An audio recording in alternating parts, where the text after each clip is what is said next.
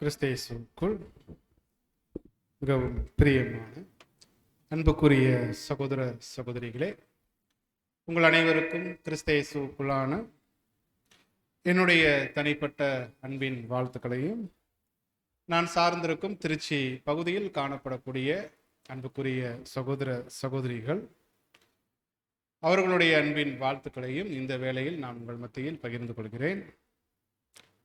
கர்த்தருடைய மிக பிரதான கிருபை, இப்படிப்பட்டதான ஒரு ஓய்வு நாளில் நாம் ஒரு குடும்பமாக கூடி வந்து நம்முடைய அருமை பிதாவை துதிக்கும் விதமாகவும் ஆராதிக்கும் விதமாகவும் இப்படிப்பட்ட ஒரு கூடுகையை தேவன் ஆசீர்வதித்து தந்து அவருடைய வார்த்தைகளை நாம் தியானிக்கும்படியாக நம்முடைய தேவன் நம் அனைவருக்கும் பாராட்டி தந்த இந்த நல்லதொரு வாய்ப்புக்காக முதலாவது நம்முடைய அருமை பிதாவாகிய தேவனுக்கு, அருமையாண்டவராம் இயேசு கிறிஸ்துவின் இன்ப நாமத்தின் மூலமாக கோடான கோடி நன்றிகளையும் துதிகளையும் நாம் ஏறெடுத்துக் கொள்வோம்.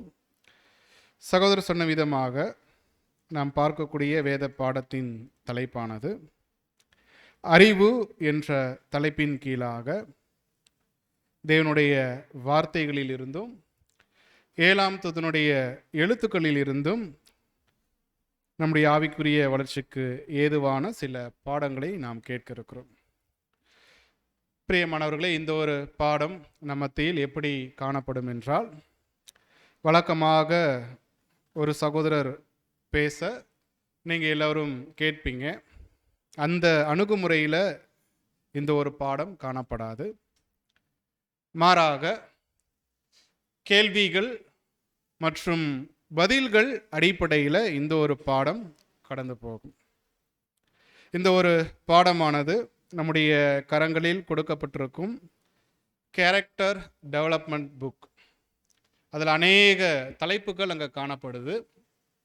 அறிவு, பொறுமை, அன்பு, தாழ்மை, இப்படிப்பட்ட குணலட்சணங்கள் அடிப்படையில் அநேக கேள்விகள் பதில்கள் அங்கே கொடுக்கப்பட்டிருக்கு.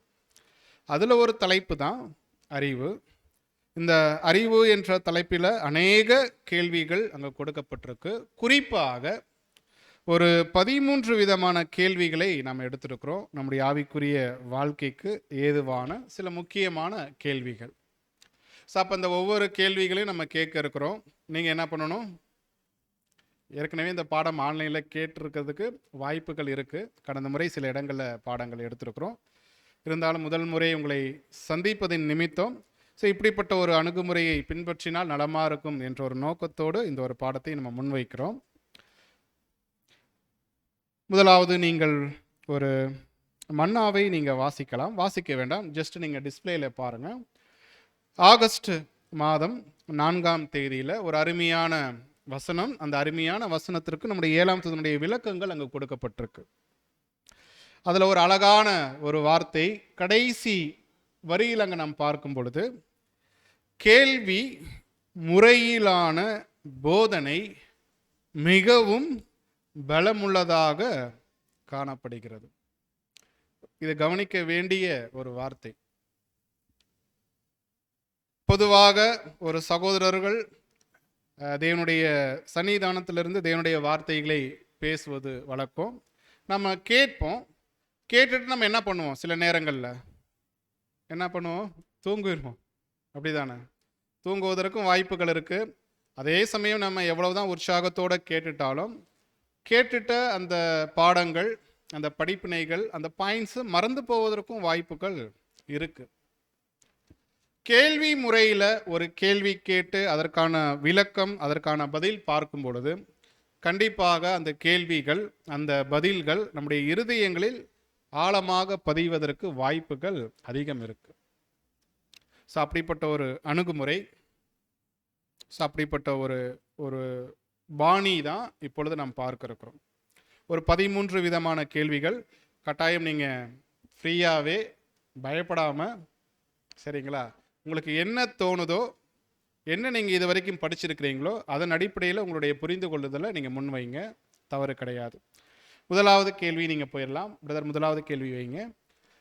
முதலாவது கேள்வி என்னன்னா, பாடத்தின் தலைப்பு நம்ம பார்க்கிறோம் அறிவு, நாலேஜ்.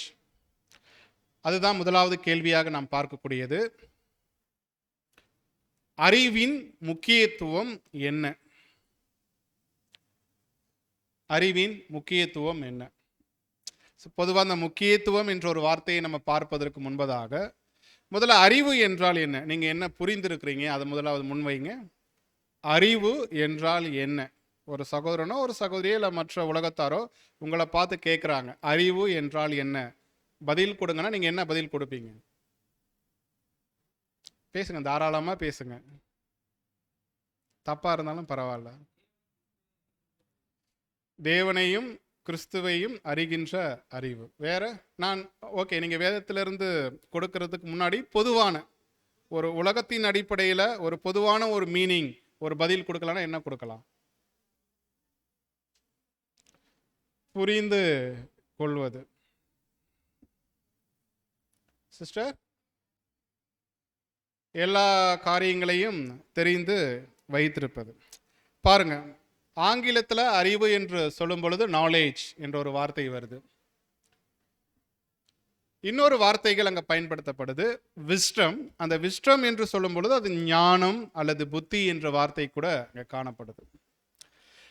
அறிவு என்றால் என்ன? பொதுவாக இதற்குரிய விளக்கம் நம்ம பார்க்கும்போது ஒரு பொதுவான ஒரு அர்த்தம் தான். Comes from learning. ஒரு விஷயத்தை நம்ம கற்றுக்கொள்கிறோம், அது எந்த ஒரு பொருளை பற்றின காரியங்களாக இருந்துட்டாலும் சரி, எந்த நபரை பற்றின காரியங்களாக இருந்துட்டாலும் சரி, கற்றுக்கொள்கிறோம். அது நம்ம படிப்பதன் மூலமாக அல்லது கேட்பதன் மூலமாக ஒரு விஷயத்தை, நாலேஜை, ஒரு அறிவை நம்ம பெற்றுக்கொள்கிறோம். ஞானம் என்று சொல்லும் பொழுது இந்த ஒரு வார்த்தை கற்றுக்கொண்ட அறிவு இருக்கு பாருங்க, பெற்றுக்கொண்ட தகவல்களை நம்முடைய நடைமுறை வாழ்க்கையில் பயன்படுத்தும் பொழுது, வாழ்க்கையிலிருந்து பெறக்கூடிய அனுபவத்தின் மூலமாக வருவது தான் ஞானம். அப்போ ஒருவேளை அறிவு என்று சொல்லும் பொழுது ஒரு ஆரம்பம் என்று நம்ம சொல்லலாம், அது ஒரு தொடக்கம் என்று கூட நம்ம சொல்லலாம். ஞானம் என்று சொல்லும் பொழுது அது ஒரு முடிவு, அது ஒரு அனுபவத்தின் மூலமாக ஒவ்வொரு நாளும் நம்ம பெற்றுக்கொள்கிறோம். இது ஒரு அடிப்படை அர்த்தம். இப்போ ஆவிக்குரிய விதத்திற்கு நம்ம கடந்து வருவோம். அறிவு என்று சொல்லும் பொழுது இப்போ நம்ம எந்த அறிவை பற்றி நம்ம பேச போகிறோம்? நீங்கள் எந்த அறிவை பற்றி கேட்க போறீங்க? பேசுங்க, ஃப்ரீயாக பேசுங்க. தேவனை பற்றின அறிவு. சகோதரர் சொன்னாங்க, தேவனை பற்றியும் அவருடைய குமாரனை பற்றின அந்த அறிவு. இன்னும் எளிமையாக சொல்லணும்னா நம்முடைய கரங்களில் காணப்படக்கூடிய வேதாகமம், தேவனுடைய வார்த்தைகள். அந்த அறிவு எந்த அளவுக்கு நம்ம முக்கியத்துவம் வாய்ந்தது, அது ரொம்ப கவனம் கொடுக்கக்கூடிய ஒரு காரியம். இதற்கு ஒரு வசனம் நீங்க வாசிக்கலாம். அறிவினுடைய முக்கியத்துவம் பற்றி நம்முடைய அருமையாண்டவர் பேசுறாங்க. மத்தேயு 4:4.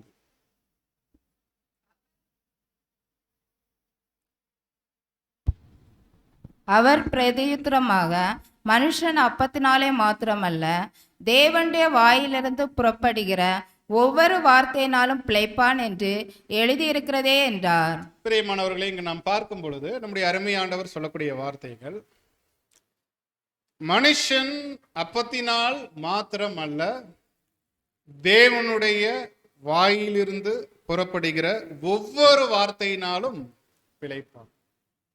முதல் கேள்வி என்ன கேட்டோம்? அறிவினுடைய முக்கியத்துவம் என்ன? புது சிருஷ்டிகளுக்கு இந்த ஒரு சுவிசேஷ யுகத்துல அறிவினுடைய முக்கியத்துவம் என்ன? தேவனுடைய வார்த்தையினுடைய முக்கியத்துவம் என்ன? பதில் இங்க நாம் பார்க்கிறோம். என்ன அந்த வசனம் நமக்கு புரியுது? ஒரு மாம்சீக மனிதன் அவர் வளருவதற்கு எது முக்கியத்துவம் வாய்ந்ததா இருக்குது? மாம்சீக ஆகாரம். நன்கு கவனிங்க. ஒரு மாம்சீக மனிதன் அவர் வளருவதற்கு, அவர் தன்னுடைய ஜீவனை தக்க வைத்துக் கொள்வதற்கு எது உதவுதுன்னா மாம்சீக ஆகாரம், உணவு.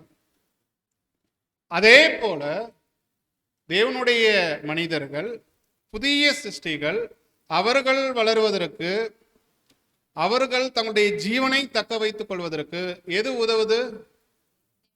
தேவனுடைய வார்த்தைகள்.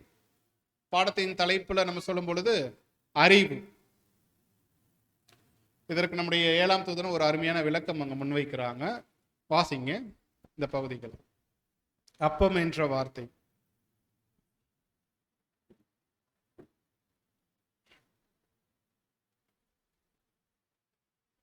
அப்பம் என்ற வார்த்தை பொதுவாக உணவுக்கு பயன்படுத்தப்படுகிறது. ஏனெனில் அது பசியை போக்கி பலத்தை கொடுத்து வளர்ச்சியை ஊக்குவித்து தொடர்ந்து ஜீவனை தக்க வைக்க கூடியதாக இருக்கிறது. தேவன் அவருடைய ஜனங்கள் பலப்பட்டு வளர்ச்சி அடைந்து பரலோகவாசிகளாக நித்திய ஜீவனை பெறுவதற்கு தேவன் ஏற்படுத்தின அவருடைய வார்த்தைகளை நம்முடைய ஆண்டவர் அப்பத்தை அடையாளமாக சொல்லுவது மிகவும் பொருத்தமாக இருக்கிறது. தெய்வீக சத்தியமானது ஆவிக்குரிய உணவை அடையாளப்படுத்துகிறது. பிரியமானவர்களே, இங்கு நாம் கவனிக்கிறோம், ஒரு மாம்சீக மனிதனுக்கு மாம்சீக உணவு எந்த அளவுக்கு முக்கியத்துவம் வாய்ந்ததோ, அதே போல ஒரு ஆவிக்குரிய மனுஷனுக்கு, புதிய சிருஷ்டிகளாகிய நமக்கு தேவனுடைய வார்த்தை ரொம்ப முக்கியத்துவம் வாய்ந்தது. ஏன்? இப்போ அதில் ஒரு கிளை கேள்வி. ஏன் நமக்கு தேவனுடைய வார்த்தை முக்கியத்துவம் வாய்ந்ததாக கருதப்படுது? ஏன் நமக்கு அந்த அறிவு முக்கியத்துவம் வாய்ந்ததாக இருக்கு இந்த சுவிசேஷ யுகத்தில்? சிஸ்டர், குணலட்சணங்கள்ல வளருவதற்கு. வேற? அவ்வளவுதானா?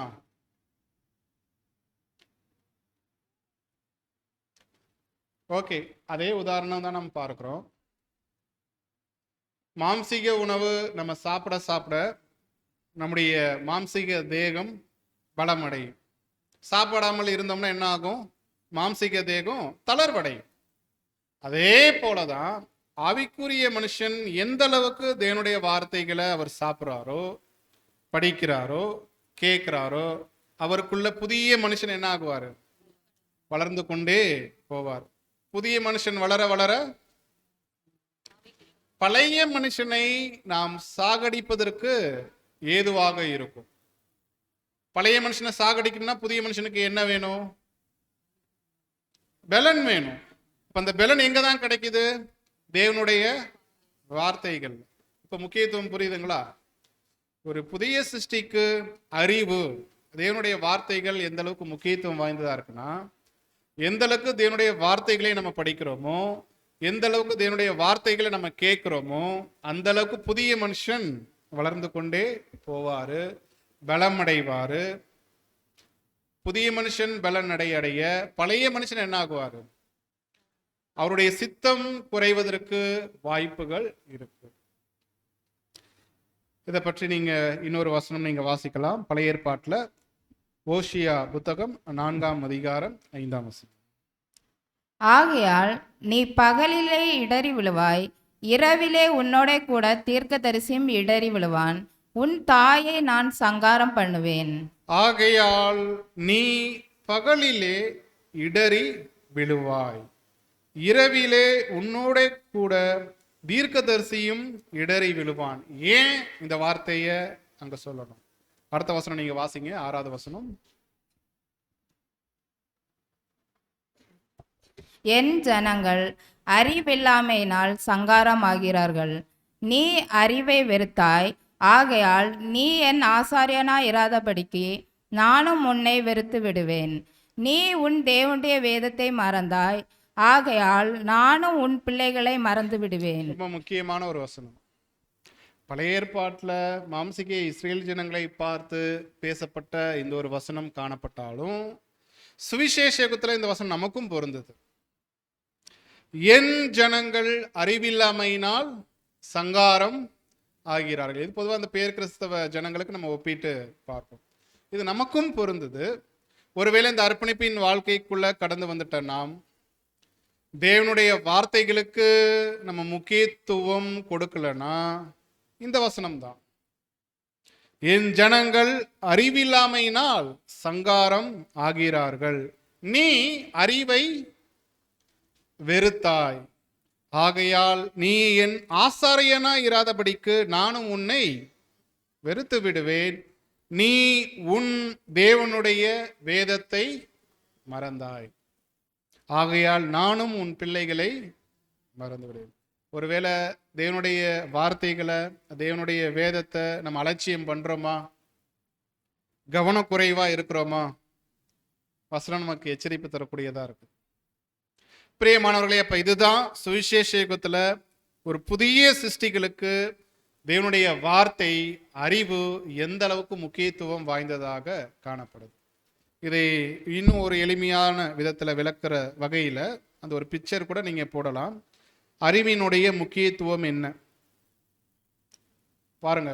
ஒரு மனிதன் இருக்கிறாரு, அவருடைய கையில ஒரு விளக்கு தண்டு அங்க காணப்படுது. அவரை சுற்றிலும் என்னதான் அங்க இருக்குன்னா இருள், அந்தகாரம். ஒரு புது சிருஷ்டியுடைய வாழ்க்கை, அவருடைய சூழல் இந்த சுவிசேஷ யுகத்துல இப்படியாக தான் காணப்படுது. இன்றைக்கு நம்மை சுற்றிலும் என்னதான் இருக்குங்க? இருள், அந்தகாரம், அசத்தியங்கள், சாத்தானுடைய பாவ கிரியைகள் நம்மை சுற்றிலும் காணப்படுது. இருளாதான் சூழ்ந்திருக்கு. இன்னைக்கு நாம மட்டும் எப்படி இருக்கிறோம் தெரியுங்களா? எப்படி இருக்கிறோம்? அந்த மனிதனை போல கையில் என்ன வச்சிருக்கிறோங்க? விளக்கு வச்சிருக்கிறோம்.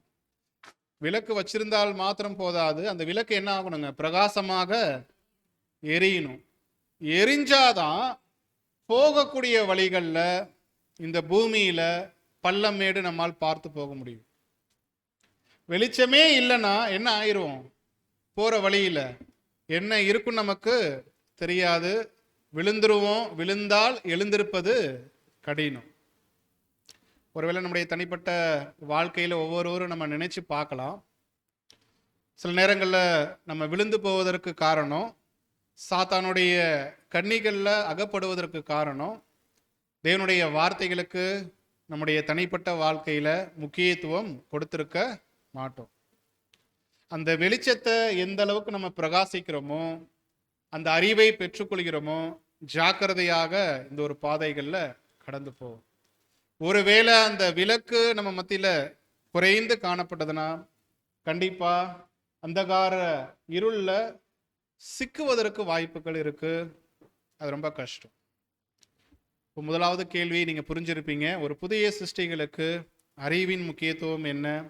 தேவனுடைய வார்த்தைகளை அனுதினமும் நம்ம படிக்கணும், அனுதினமும் நம்ம கேட்கணும், தியானிக்கணும். ஸோ வேதம் என்று சொல்லும் பொழுது தேவனுடைய வார்த்தைகள், அந்த வார்த்தைகளுக்கான விளக்கங்களாக நம்முடைய 7ஆம் தூதனுடைய எழுத்துக்களை நம்ம அங்கே முன்வைக்கிறோம். அப்போ ஒவ்வொரு நாளும் ஒரு புதிய சிருஷ்டி எந்த அளவுக்கு தனிப்பட்ட வாழ்க்கையில் தேவனுடைய வார்த்தைகளை படிக்கிறாங்களோ, கேட்குறாங்களோ, ஸோ அந்த அளவுக்கு ரொம்ப கவனம் உள்ளவர்களாக அவர்கள் இருப்பாங்க. இலக்கை நோக்கி அதை கடந்து செல்வதற்கு ஏதுவாக இருக்கும், உதவியாக இருக்கும் தேவனுடைய வார்த்தைகள். இது முதலாவது கேள்வி. இரண்டாவது கேள்வி போட வேணாம் பிரதர். இரண்டாவது கேள்வி இது எளிமையான ஒரு கேள்விதான். இது அடிப்படை வகுப்புகளை நம்ம படித்திருக்கிறோம். அந்த கேள்வி கூட இதில் வருது. அறிவை பெறக்கூடிய வழிகள் என்னென்ன?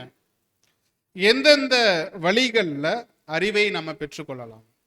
சொல்ல முடியுமா? எந்தெந்த வழிகளில் நாம் அறிவை பெற்றுக்கொள்ளலாம்? ஞாபகம் இருக்குங்களா? தேவன் ஏன் தீமையை அனுமதித்தார் எனக்கூடிய ஒரு பாடம். அந்த பாடத்தில் வரும் ஒரு பகுதி, அதில் மனிதன் தீமையின் அறிவை பெற்றுக்கொள்வதற்கு தேவன் அநேக காரியங்கள் அங்கே அனுமதிச்சிருக்கிறாங்க. அதில் என்னென்ன வழிகள் இருக்கு சொல்ல முடியுமா? கொஞ்சம் தெரிஞ்சதை சொல்லுங்க, தவறில்லை. சரி, நானே சொல்லிடுறேன். ஒரு மனிதன் இந்த பூமியில அறிவை பெற்றுக்கொள்வதற்கு வழிகள் இருக்கு. ஒரு 3 வழிகள். அதுல 4 வழிகள் கூட சொல்லலாம். ஆனா அந்த வழி பிதாவாகிய தேவனுக்கு மாத்திரமே உரியதாக காணப்படுது. தன்னில் தானே அந்த அறிவு, அந்த ஞானம் உடையவரா இருக்கிறார். நாம கூட சில காரியங்களை படிச்சு கேட்டு நம்ம புரிந்து கொள்றோம், தெரிஞ்சு கொள்றோம். ஆனா பிதாவாகிய தேவனுக்கு அப்படி கிடையாது. தன்னில் தானே அந்த அறிவை, அந்த ஞானத்தை அவர் பெற்றவராக காணப்படுகிறார். 4 வழிகள். ஒரு மனிதன் அறிவை பெறுவதற்கு 4 வழிகள் இருக்கு. அந்த 4 வழிகளில் முதலாவது வழி கிடையாது, அது பிதாவாகிய தேவனுக்கு மாத்திரமே உரியதா இருக்கு. 3 வழிகள் நம்ம சொல்லலாம். என்னென்ன வழிகள்? நானே சொல்லிட்டேன், நீங்க கவனிச்சிருந்தீங்கன்னா சொல்லி இருந்திருக்கலாம். சிஸ்டர் அனுபவத்தின் மூலமாக. ஓகே, ஒரு பதில். அப்புறம் அறிவை வேற எந்தெந்த வழிகளை நம்ம பெற்றுக்கொள்ளலாம்?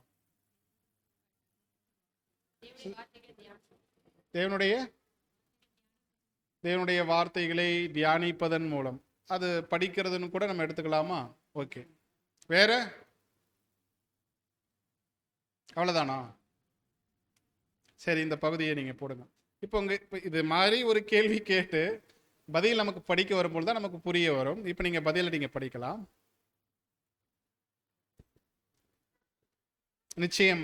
நிச்சயமாக 4 வழிகள் மூலம் காரியங்களை அறிந்து கொள்ளலாம். சுயமாக அந்த காரியத்தை அறிந்து கொள்ளுதல், கூர்ந்து கவனித்தல், தக்க ஆதாரத்தை வைத்து முழுமையாக உண்மை என்று ஏற்றுக்கொள்ளக்கூடியவைகள் மற்றும் அனுபவம். ஆமாம் பிரியமானவர்களே, 4 வழிகள் மூலம் அறிவை நம்ம பெற்றுக்கொள்ளலாம். அதுல முதலாவது ஒரு வழி சுயமாக அந்த காரியத்தை அறிந்து கொள்ளுதல். இது யாருக்கு மாத்திரமே உரியதாக இருக்குன்னா பிதாவாகிய தேவனுக்கு மாத்திரம். மற்ற இருக்கக்கூடிய 3 வழிகள் என்ன? கூர்ந்து கவனித்தல், பார்க்கிறது. இந்த பூமியில அநேக நல்லது கெட்டது இருக்குது. சில விஷயங்கள் நம்ம கவனிக்கிறோம். இந்த உலகத்துல பார்ப்பதன் மூலமாக நமக்கு தெரிய வருது, இந்த விஷயத்தை நம்ம செஞ்சோம்னா இப்படி ஆகும். அநேக தீமைக்கான வழிகள் இருக்கு. இது பாடங்கள் நம்ம கேட்டிருக்கிறோம். அப்ப இதுதான் முதலாவது ஒரு விஷயம், கூர்ந்து கவனித்தல். பார்ப்பதன் மூலமாக ஒரு மனிதன் அறிவை பெற்றுக்கொள்ளலாம். இரண்டாவது, தக்க ஆதாரத்தை வைத்து முழுமையான உண்மை என்று ஏற்றுக்கொள்ளுது. கேட்கிறது. 2 அல்லது 3 சாட்சிகள். ஒரு மனிதன் இப்படி பாவம் செஞ்சாரு, இந்த நிலையில அவர் கடந்து போயிட்டாரு. அவர் நல்லது செஞ்சாரு, இந்த நிலையில கடந்து போயிட்டாரு. 2 அல்லது 3 சாட்சிகள் காதுகள் வழியாக கேட்பதன் மூலமாக ஒரு அறிவை ஒரு மனிதன் பெற்றுக்கொள்ள முடியும். 3வது, இதுதான் ரொம்ப முக்கியம், தேவன் இந்த மனுக்குலத்திற்கு அனுமதித்திருக்கக்கூடிய ஒரு அருமையான ஒரு காரியம், ஒரு வழி என்னன்னா அனுபவத்தின் மூலமாக அறிவை பெற்றுக்கொள்வது. இது ஒரு எளிமையான ஒரு கேள்விதான், எளிமையான பதில் தான். இருந்தாலும் இது நம்முடைய நடைமுறை வாழ்க்கையில நம்ம பயன்படுத்தும் பொழுது பாருங்க, தேவனுடைய வார்த்தைகள் சத்தியங்களை நம்ம படிக்கிறோம், சில நேரங்களில் கேட்கிறோம். ஆனா அனுபவம் என்று சொல்லும் பொழுது அது ரொம்ப கவனம் கொடுக்க வேண்டியது இருக்கு. ஒரு சபையில அனுபவமுள்ள சகோதரர்கள் சகோதரிகள் என்று சொல்லும் பொழுது அவர்கள் தங்களுடைய வாழ்க்கையில கற்றுக்கொண்ட அனுபவங்கள் ரீதியில சில ஆலோசனைகளையோ சில கண்டனங்களையோ அவர்கள் முன்வைக்கும் பொழுது கட்டாயம் அந்த அனுபவத்திற்குரிய நபர்கள் சொல்லும் பொழுது அதற்கு கீழ்ப்படிவது ஆரோக்கியமான ஒரு காரியம். இது எளிமையான ஒரு விஷயம் தான் நம்ம முன்வைக்கிறோம். 3வது கேள்வி நீங்க கடந்து போயிடலாம். பாவம் செய்வதற்கு முன், இந்த கேள்வியை நீங்க நன்கு கவனிங்க. பாவம் செய்வதற்கு முன் தீமையின் அறிவை ஆதாம் எந்த வழிகளில் பெற்றிருந்தார்? பாவம் செய்வதற்கு முன், அந்த கனியை சாப்பிடுவதற்கு முன் தீமையின் அறிவை ஆதாம் பெற்றிருந்தாரா? ஆமாவா இல்லையா? பெற்றுக்கொள்ளலையா? கேட்கிற கேள்வி புரியுதுங்களா? அந்த கனியை சாப்பிடுவதற்கு முன்பதாக ஆதாம் தீமையின் அறிவை பெற்றிருந்தாரா இல்லையா? இல்ல. சிலர் ஆமான்றீங்க, சிலர் இல்லைன்றீங்க. ஓகே, நீங்க பதில் பார்க்கலாம் 7ஆம் எழுத்துக்கள்ல.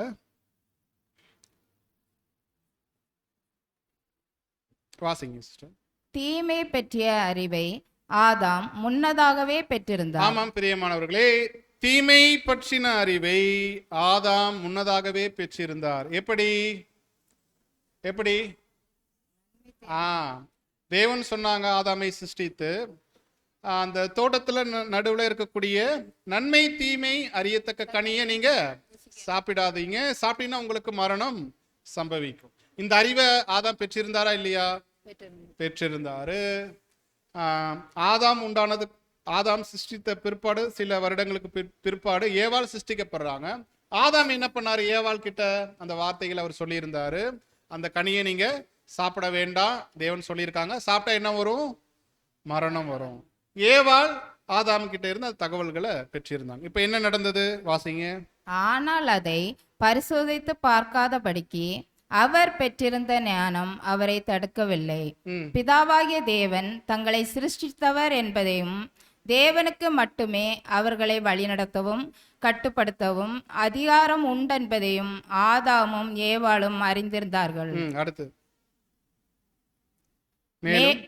மேலும் நீங்கள் புசிக்கும் நாளிலே சாகவே சாவீர்கள் என்று தேவன் நன்மை தீமையின் விருட்சத்தை குறித்து எச்சரித்திருந்தார். ஆகவே இந்த அனுபவத்தை அவர்கள் பெறவில்லை. தேவன் சொல்லிய வார்த்தைகளை மட்டுமே அவர்கள் கேட்டுக்கொண்டார்கள். போதும் சிஸ்டர். அப்ப இங்க நான் கவனிக்கிறோம், பாவம் செய்வதற்கு முன்பதாக, கனியை சாப்பிடுவதற்கு முன்பதாக ஆதாம் தீமையின் அறிவை பெற்றிருந்தாரா அப்படின்னு கேட்டுட்டீங்கன்னா ஆமாம், பெற்றிருந்தார். தேவன் சொல்லிட்ட அந்த வார்த்தைகளை காதுகள் வழியாக அல்லது நேரடியாகவோ அவர் கேட்டிருக்க வாய்ப்புகள் இருக்கு. ஆனால் அந்த அனுபவம் அவருக்குள்ள இல்லை. என்ன அனுபவம்? அதுதான் முதலாவது கேள்வி பார்த்தோம். பெற்றுக்கொண்ட அறிவை நடைமுறை வாழ்க்கையில் அதை நம்ம அபியாசப்படுத்தும் பொழுதுதான் நமக்குள்ள என்ன வருங்க? அனுபவம் அது கடந்து வருது. அதாவது ஞானம் கடந்து வருது. அனுபவத்தின் மூலமாக வருவது ஞானம். ஸோ அந்த ஞானம் என்ன? அடுத்த பேராகிராஃப் நீங்க போயிருங்க பிரதர். கடைசியாக அவர் சொல்லக்கூடிய வார்த்தை, இறுதியில் அவருடைய ஞானம் கண்டறியப்பட்டது. யாருடைய ஞானம்? தேவனுடைய ஞானம் என்ன? ஏன் தேவன் அந்த வார்த்தைகளை அவர் சொல்லிட்டார்? அதனுடைய விளைவு என்ன? கனியை சாப்பிட்ட பிற்பாடு தான் ஆதாமும் ஏவாளும் உணர்ந்து கொண்டாங்க, அனுபவத்தின் மூலமாக.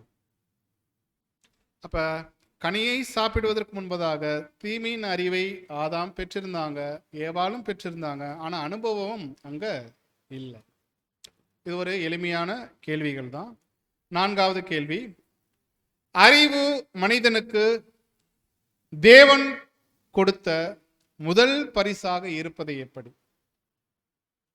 நான்காவது கேள்வி, அறிவு மனிதனுக்கு தேவன் கொடுத்த முதல் பரிசாக இருப்பது எப்படி?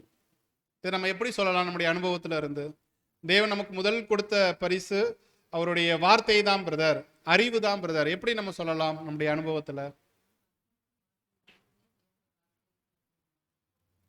ஆரம்பத்துல நமக்கு சகோதரர்கள் எடுத்தாங்க, அல்லது காதுகள் வழியாக நம்ம கேட்டிருப்போம், இல்லைன்னா ட்ராக்ஸ் கொடுத்துருப்பாங்க, அடிப்படை வகுப்புகள் வந்து கேட்டிருப்போம். அங்க தேவனுடைய வார்த்தை முதலாக அங்க கொடுக்கப்படுது. முதல் பாடமே என்னதான் நம்ம படிச்சிருப்போம், என்னதான் கேட்டிருப்போம்? தேவனுடைய வார்த்தையை, வேதாகமத்தை. அநேக பூட்டுக்கள் இருக்கு. அதை திறக்கக்கூடிய திறவுகோள்கள் என்னன்னு, வேதாகமத்தை படித்து புரிந்து கொள்வது எப்படி? இப்போ முதலாவது தேவன் கொடுக்கிறது நமக்கு எதுனா அறிவு, முதல் பரிசாக நாம் பார்க்கிறோம். ஒரு வசனம் நீங்க வாசிங்க, 1 கொரிந்தியர் 1:21. நீங்க இதுலயே வாசிக்கலாம் ஸ்லைட்ல. உலகமானது சுய ஞானத்தினாலே தேவனை அறியாதிருக்கையில் பைத்தியமாக தோன்றுகிற பிரசங்கத்தினாலே விசுவாசிகளை ரட்சிக்க தேவனுக்கு பிரியமாயிற்று என்று பவுல் கூறுகிறார். ஆமாம், பிரியமானது. அடிப்படை வகுப்புகள் நம்ம கேட்கும் பொழுதே நமக்கு அருகாமையில் காணப்பட்ட சகோதர சகோதரிகள், நண்பர்கள் யாராக இருந்துட்டாலும் நாட்கள் போக போக, ஒவ்வொரு பாடங்களும் போக போக அவங்களுக்கு அது எப்படிதான் தெரிஞ்சிருக்கும்னா பைத்தியமா தெரிஞ்சிருக்கும். இந்த அழைப்பை விட்டு வெளியே போன நபர்கள், அல்லது அந்த அடிப்படை வகுப்புகள் கேட்கும் போதே விலகின சகோதர சகோதரிகள், இது பைத்தியமான உபதேசம், இது அந்தி கிறிஸ்து அமைப்பு, இது கள்ள உபதேசம், அப்படிதான் அவங்க சொல்லிட்டு போயிருப்பாங்க. ஆனா அப்படிப்பட்ட பைத்தியமான உபதேசம் அவர்களுடைய பார்வையில நமக்கு தேவனுடைய வார்த்தை, உண்மை, சத்தியம், இதன் மூலமா தான் நம்ம வந்து ரட்சிக்கப்பட்டிருக்கிறோம். இது தேவன் கொடுத்த முதல் பரிசு. இது நாம் கவனிக்கிறோம். ஒவ்வொரு பாடங்களும் நமக்கு கேட்கும் பொழுது தேவனுடைய தெய்வீக திட்டம், அவருடைய ரகசியங்களை நமக்கு கொடுத்திருக்கிறாங்க. வேற யாருக்கும் கொடுக்கப்படாத ஒரு ஸ்லாக்கியம், ஒரு வாய்ப்பு, ஒரு பரிசு நமக்கு தேவன் கொடுத்திருக்கிறாங்க. இதை நீங்க எப்படி சொல்லலாம்? நானே வாசிச்சிடும், ஒரு சின்ன சின்ன பாயிண்ட்ஸ் தான். முதல் பாயிண்ட் அங்க சகோதரர் என்ன முன்வைக்கிறாங்கன்னா, ரொம்ப முக்கியம் இந்த ஒரு விஷயங்கள். ஒரு மனிதன் ரட்சிக்கப்படுவதற்கு தேவன் கொடுத்துட்ட முதல் பரிசாக இவைகள் காணப்படுது. அதுல முக்கியமான ஒரு அறிவு என்னன்னா, தேவன் ஆதாமை அவருடைய சாயலாகவும் ரூபத்தின்படியும் சிருஷ்டித்தார். ஆனா அந்த ஒரு பூரண நிலையிலிருந்து எப்படி ஆதி மனிதர்கள் விழுந்து போனார்கள் என்ற அறிவு ரொம்ப முக்கியத்துவம் வாய்ந்தது மனிதனுக்கு. இதெல்லாம் நமக்கு ஆரம்பத்தில் படிக்கும் போது நமக்கு ரொம்ப ஆச்சரியம். இன்னைக்கு நாம எவ்வளவோ குறைவுள்ளவர்களா இருக்கிறோம், எவ்வளவோ பலவீனர்களா இருக்கிறோம். ஆனா ஆதாம் சிருஷ்டிக்கப்படும் பொழுது எந்த அளவுக்கு அறிவோடையும் ஆரோக்கியத்தோடையும் அழகோடையும் வல்லமையோடையும் அவர் சிருஷ்டிக்கப்பட்டார். ஆனா அந்த நிலையில பாவம் செய்ததன் விளைவு அவர்கள் விழுந்து போயிட்டாங்க. இந்த அறிவு நமக்கு ரொம்ப முக்கியம். அடிப்படை வகுப்புகள்ல இருந்து நம்ம கற்றுக்கொள்கிறோம். தேவன் கொடுத்த ஒரு பரிசு நம்ம புரிந்து கொள்ளுதலுக்கு. இரண்டாவது என்னன்னா, அப்படி ஆதி மனிதர்கள் அவர்கள் செய்த பாவம், பாவத்தின் விளைவு, பாவத்தின் சம்பளம் என்னவென்றால் மரணம். இந்த ஒரு அறிவு நமக்கு முக்கியத்துவம் வாய்ந்ததாக காணப்படுது அடிப்படை வகுப்புகள்ல. அப்புறம் மூன்றாவது, தேவனுடைய மிக மேன்மையும் பூரணமான நீதியை குறித்த அறிவு. இது கூட ரொம்ப அருமையான ஒரு விஷயம். தேவன் கொடுத்துட்டாரு ஒரு அருமையான ஒரு பரிசு, அறிவு. மனிதர்கள் விழுந்து போயிட்டாங்க பாவத்துல, சாபத்துல. அவர்களை மீட்டெடுப்பதற்கு ஜீவனுக்கு ஜீவன் எனக்கூடிய ஒரு பூரணமான ஒரு நீதி, மேன்மையான ஒரு நீதி தேவன் தன்னுடைய ஒரே பேரான குமாரன் நமக்கு கொடுத்திருக்கிறாங்க. இந்த அறிவும் நமக்கு முக்கியத்துவம் வாய்ந்ததா காணப்படுது. நான்காவது, தன்னுடைய சொந்த பலவீனத்தினால் அடைந்த வீழ்ச்சியும் பாவ நிலையும் கைவிடப்பட்ட சூழ்நிலையும் பற்றின அறிவையும் பெறுவது. இது கூட ரொம்ப முக்கியத்துவம் வாய்ந்த காரியம். பரிபூர்ணத்துல சிருஷ்டிக்கப்பட்ட மனிதர்கள் இன்றைக்கு நம்முடைய நிலை பார்க்கும் பொழுது அந்த ஒரு மதிப்பெண்கள் கொடுக்கும்போது நம்ம அனைவருமே அந்த மைனஸ், ரொம்ப ஒரு கீழான நிலையில் இருக்கிறோம். நம்முடைய சொந்த பலவீனங்கள், சொந்த பாவங்கள், இவைகளை நம்ம அறிந்து இதுல இருந்து நம்ம எப்படி விடுபடணும், தேவன் நம்மளை எப்படி இந்த அழைப்புல அழைச்சிருக்கிறார், இந்த ஒரு அறிவு நமக்கு ரொம்ப முக்கியத்துவம் வாய்ந்ததாக காணப்படுது. இது எல்லாமே இறுதியாக அங்க சகோதரர் சொல்லும் பொழுது, ஆகவே மீட்கப்பட்ட வகுப்பாருக்கு, அடுத்த ஸ்லைடு பிரதர், மீட்கப்பட்ட வகுப்பாருக்கு தேவனுடைய முதல் பரிசு என்னவென்றால் அறிவு, தேவனுடைய வார்த்தை. பிரியமானவர்களை, இதுவரைக்கும் நம்ம கேட்டுட்ட கேள்விகள் பதில்கள் அனைத்தும் ஒரு அடிப்படை காரியங்கள் தான். இனி வரக்கூடிய ஒவ்வொரு கேள்விகளும் ரொம்ப முக்கியத்துவம் வாய்ந்த கேள்விகள். நம்முடைய அர்ப்பணிப்பின் வாழ்க்கைக்கு எந்த அளவுக்கு அறிவு ரொம்ப முக்கியத்துவம் வாய்ந்ததாக காணப்படுது. இனிமேல் நீங்க கொஞ்சம் கவனம் கொடுங்க, கொஞ்சம் விழிப்போடு காணப்படுங்க. ஏன்னா ஒவ்வொரு கேள்விகளுக்கு நீங்க பதில் சொல்லுங்க. முக்கியமான சில கேள்விகள், இனி வர இருக்கக்கூடிய கேள்விகள் அனைத்தும் ரொம்ப முக்கியமான கேள்விகள். ஐந்தாவது கேள்வி, விசுவாசத்திற்கும் அறிவுக்கும் உள்ள தொடர்பு என்ன? கேள்வியை நீங்க நன்கு புரிஞ்சுக்கோங்க. விசுவாசம், அறிவு, இது ரெண்டுக்கும் உள்ள தொடர்பு என்ன? என்ன சொல்லலாம்? இப்ப நீங்க சொல்லலாம் பதில். விசுவாசத்திற்கும் அறிவுக்கும் அல்லது அறிவுக்கும் விசுவாசத்திற்கும் என்ன தொடர்பு? இது ரெண்டுக்கும், ரெண்டு வார்த்தைக்கும் என்னென்ன தொடர்புகள் இருக்கு, எந்த அளவுக்கு முக்கியத்துவம் வாய்ந்ததா இருக்கு, பிணைந்து காணப்படுது அறிவும் விசுவாசமும்?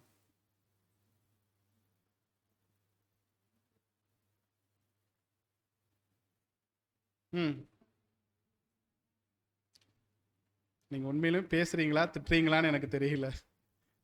ஆனா வாய் மட்டும் அசைக்கிறீங்க. சும்மா சொல்லுங்க, பரவாயில்ல, தெரிஞ்சதை சொல்லுங்க. அறிவுக்கும் விசுவாசத்திற்கும் என்ன சம்பந்தம், என்ன தொடர்பு? இது எளிமையான கேள்விதான் சிஸ்டர்.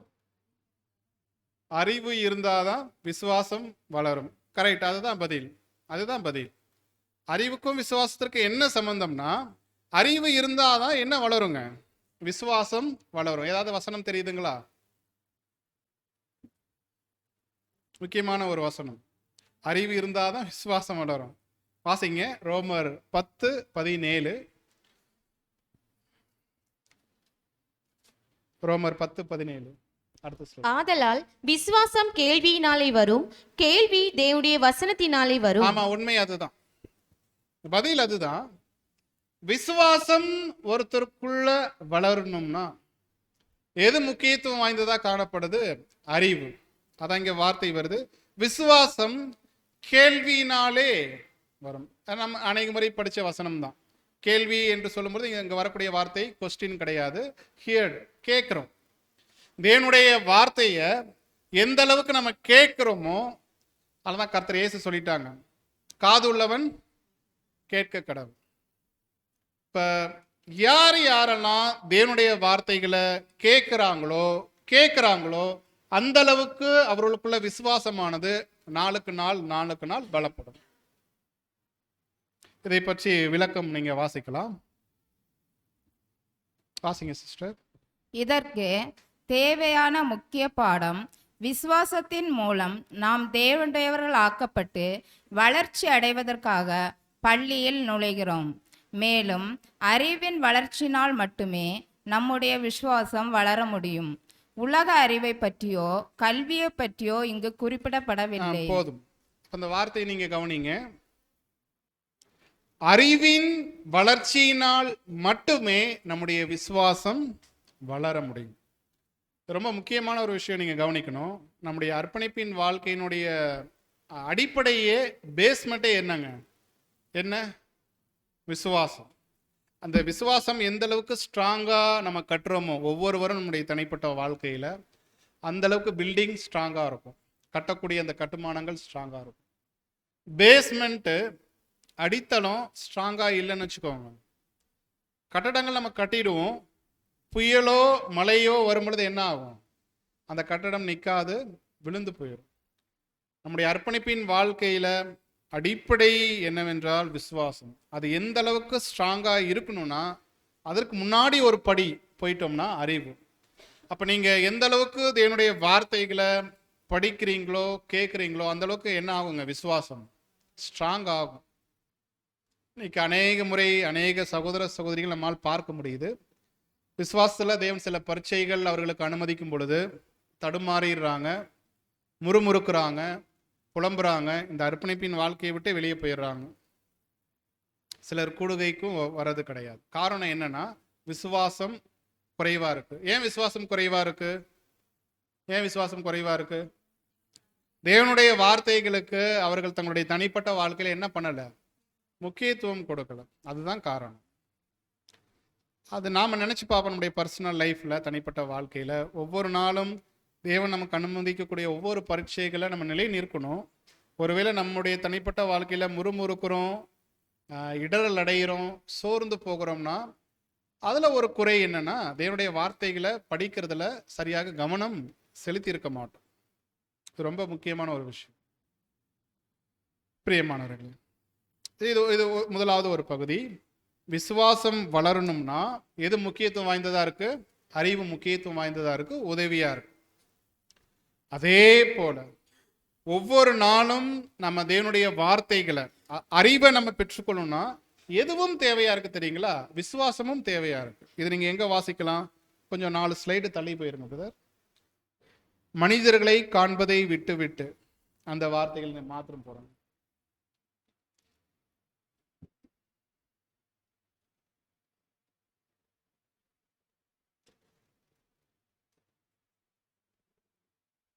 அதற்கு முன்பதாக மனிதர்களை காண்பதை முன்னாடி. ஓகே, வாசிங்க இந்த பகுதிகளை.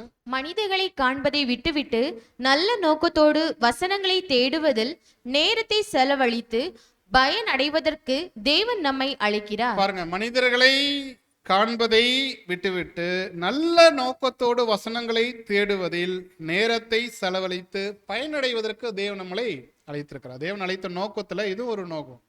தேவனுடைய வசனங்களை, அவருடைய வார்த்தைகளை படிக்கணும். அதற்காக நேரத்தை நம்ம என்ன பண்ணணும்? கொடுக்கணும். அடுத்த ஸ்லைடு. அந்த கடைசி வார்த்தையை மாத்திரம் வாசிங்க. விசுவாசம் இல்லாமலும் நீதிமானாக்கப்பட்ட நிலையை பெறாமலும் தெளிவான சத்தியத்தை புரிந்து கொள்வது கூடாத காரியம். ரொம்ப முக்கியமான வார்த்தை, கவனிங்க. அறிவுக்கும் விசுவாசத்திற்கும் என்ன தொடர்பு, என்ன சம்பந்தம்? விசுவாசம் வளரணும்னா நமக்குள்ள எது தேவையா இருக்கு? அறிவு தேவையா இருக்கு.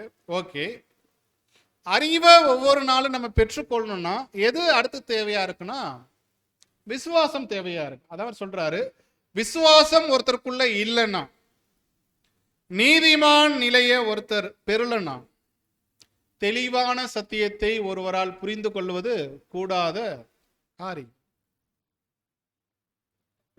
கவனம் கொடுக்கணும். இந்த பகுதிகள் ரொம்ப முக்கியமான ஒரு வார்த்தை. ஒவ்வொரு நாளும் தேவனுடைய வார்த்தைகளை நம்ம படிக்கிறோம் கேட்குறோம்னு சொல்லும் பொழுது புரிந்து கொள்ளுதல்ல கொஞ்சம் குறைவு இருக்குதா?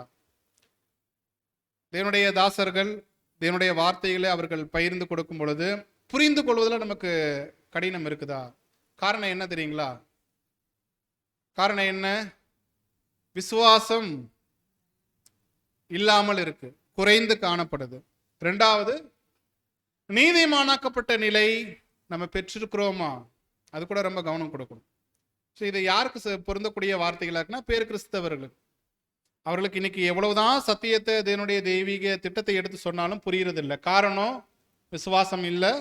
ரெண்டாவது, நீதிமானாக்கப்பட்ட நிலை அவர்கள் பெற்றாங்க, தற்காலிகமாக அதை பெற்றுக்கொண்டாங்க, அர்ப்பணிப்பு செய்யாத நிமித்தம் அதை இழந்து போயிடுறாங்க. அப்ப இங்க பொருந்தக்கூடியதா இருக்குது. விசுவாசம் ஒருத்தருக்கு இருக்கணும், நீதிமான நிலையை ஒருத்தர் பெற்றிருந்தால் மாத்திரமே தெளிவான சத்தியத்தை, ஆழமான சத்தியத்தை ஒருவரால் புரிந்து கொள்ள முடியும்.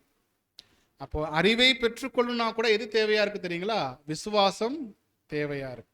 அப்ப இதுதான் அறிவுக்கும் விசுவாசத்திற்கும் உள்ள தொடர்பு.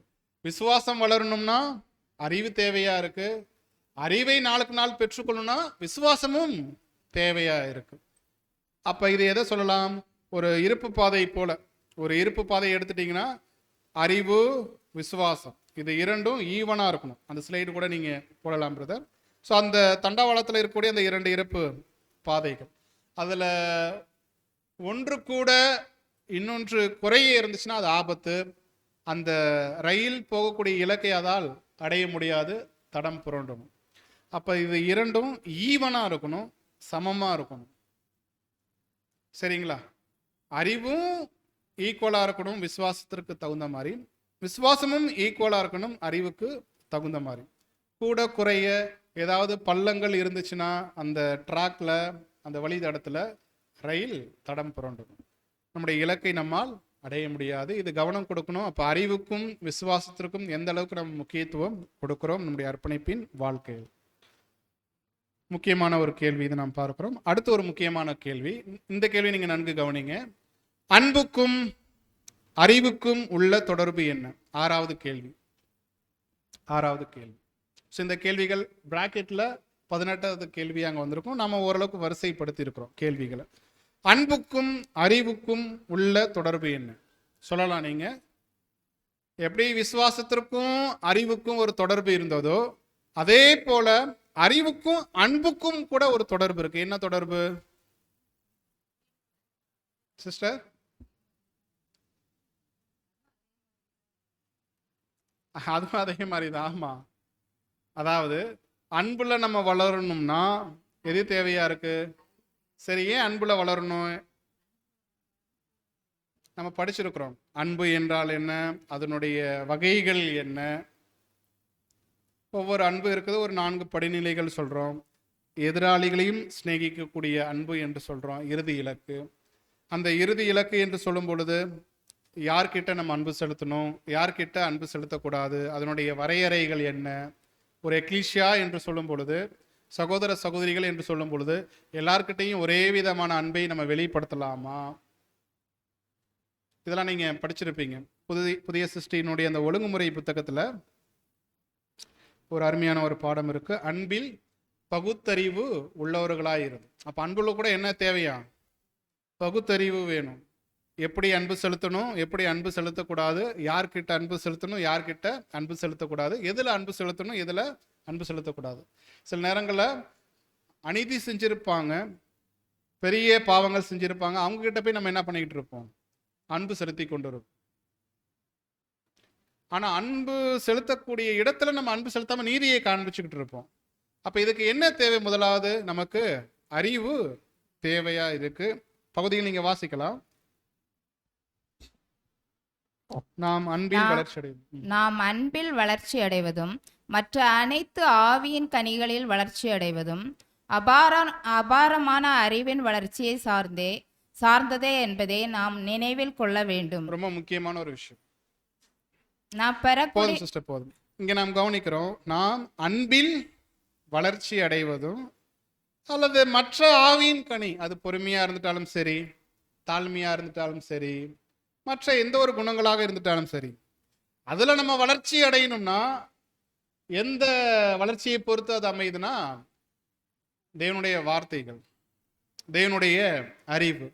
எந்த அளவுக்கு நம்ம அபாரமான ஒரு அறிவை நம்ம பெற்றுக்கொள்கிறோமோ அந்த அளவுக்கு அன்புல மற்ற அனைத்து ஆவியினுடைய கனிகளையும் வளர்வதற்கு ஏதுவாக இருக்கும். அப்ப நம்ம படிக்க படிக்க தான் நமக்குள்ள அந்த ஒரு அறிவு பெருகும். அறிவு பெருக பெருக அன்பு என்று சொல்லும் பொழுது அல்லது மற்ற ஆவியின் கனிகள் என்று சொல்லும் பொழுது அதுல கவனம் கொடுப்போம். அதெல்லாம் முன்கூட்டியே சொல்லிட்டோம். எந்த இடத்துல அன்பு செலுத்தணுமோ அந்த இடத்துல அன்பு செலுத்த தவறிடும். காரணம் என்ன? அந்த நாலேஜ் இல்லை. எங்க செலுத்தணும், எங்க செலுத்தக்கூடாது. இது நீங்க மேலும் அடுத்த பகுதி வேணாம், அது கூடுதலாக இருக்கும், வேணா நீங்க வீட்டில் போய் வாசிச்சுக்கோங்க. இப்ப அன்புல நம்ம வளரணும்னா எது தேவையா இருக்கு? அறிவு தேவையா இருக்கு. எங்க அன்பு செலுத்தணும், எங்க அன்பு செலுத்தக்கூடாது, எதுல வரைக்கும் நம்ம அன்பு செலுத்தணும், அந்த வரையறை என்ன, இதெல்லாம் நம்ம தெரிஞ்சுக்கணும்னா தேவனுடைய வார்த்தைகளை படிக்கணும். ஸோ ரசூலுடைய எழுத்துக்களை நம்ம படிக்கணும். அன்புன்னு நம்ம எடுத்துட்டோம்னா அநேக தலைப்புகள் அங்க கொடுக்கப்பட்டிருக்கு. இப்ப அறிவுல நம்ம வளரணும்னா எதுவும் தேவையா இருக்கு தெரியுங்களா? அன்பும் தேவையா இருக்கு. அறிவுல வளரணும்னா கூட எதுவும் தேவையா இருக்கு, அன்பும் தேவையா இருக்கு. அதான் ஒன்றுக்கொன்று இணைந்து காணப்படுது. எங்க நீங்க வாசிக்கலாம்னா 1 கொரிந்தியர் 13:2. நான் தீர்க்க தரிசன வரத்தை உடையவனாயிருந்து சகல ரகசியங்களையும் சகல அறிவையும் அறிந்தாலும் மலைகளை பேக்கத்தக்கதாக சகல விசுவாசம் உள்ளவனாய் இருந்தாலும் அன்பு எனக்கு இராவிட்டால் நான் ஒன்றுமில்லை. பிரியமானவர்களே, இங்க நாம் பார்க்கிறோம் முக்கியமான ஒரு வசனம், சகோதரர் கூட வாசிச்சாங்க. நான் தீர்க்க தரிசன வரத்தை உடையவனாய் இருந்தோம். அப்படின்னா இப்ப எனக்கு பார்த்துட்டீங்கன்னா எனக்கு தீர்க்க தரிசன வரம் இருக்கு. என்னுடைய வார்த்தைகளை ரொம்ப சரளமாக பேசுறேன், ரொம்ப அருமையான ஒரு தாளந்து எனக்குள்ள இருக்கு. அப்புறம் சகல ரகசியங்களையும் சகல அறிவையும் அறிந்தாலும் தேவனுடைய தெய்வீக திட்டத்துல ஆசரிப்பு கூடாரமா வெளிப்படுத்தின விசேஷமா எல்லா அறிவையும் நான் என்ன பண்ணியிருக்கிறேன், பெற்றிருக்கிறேன். ரசூலுடைய எழுத்துக்களா 6 வால்யூமையும் நான் படிச்சிருக்கிறேன். அப்புறம் மலைகளை பெயர்க்கத்தக்கதான சகல விசுவாசம் உள்ளவனாக இருந்தாலும், விசுவாசத்தெல்லாம் ரொம்ப ஸ்ட்ராங் பிரதர், இதெல்லாம் இருந்தும் அன்பு எனக்கு இல்லைன்னா நான் கவனம் கொடுக்கணும். இது ரொம்ப முக்கியமான ஒரு விஷயம். அறிவுல நாம் எந்த அளவுக்கு வளர்ந்திருந்தாலும் தாளந்துகளை நாம் எந்த அளவுக்கு பெற்றிருந்தாலும் அன்பு இல்லைன்னா அது ஒன்றுமே இல்லை. ரசூலுடைய எழுத்துக்கள் நீங்க வாசிக்கலாம்.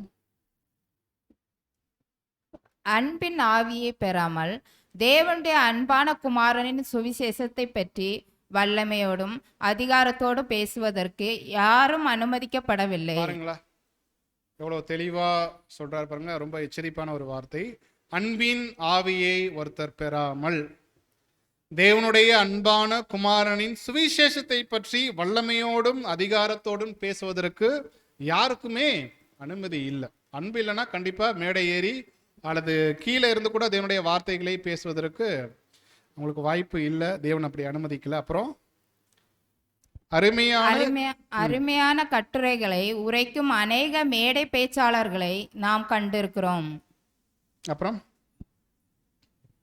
சத்தியத்திற்கேற்ற அன்பினால் அவர்கள் பேசாவிட்டால் அவர்களின் பேச்சுக்கள் விருதாவாகவும் உணர்வற்றதாகவும் காணப்படுகிறது.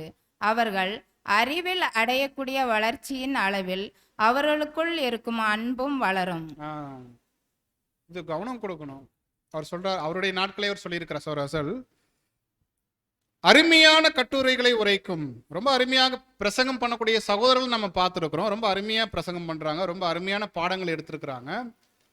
ஆனா சத்தியத்திற்கேற்ற அன்பினால் ஒருத்தர் பேசலன்னா அந்த பேச்சுக்கள் அது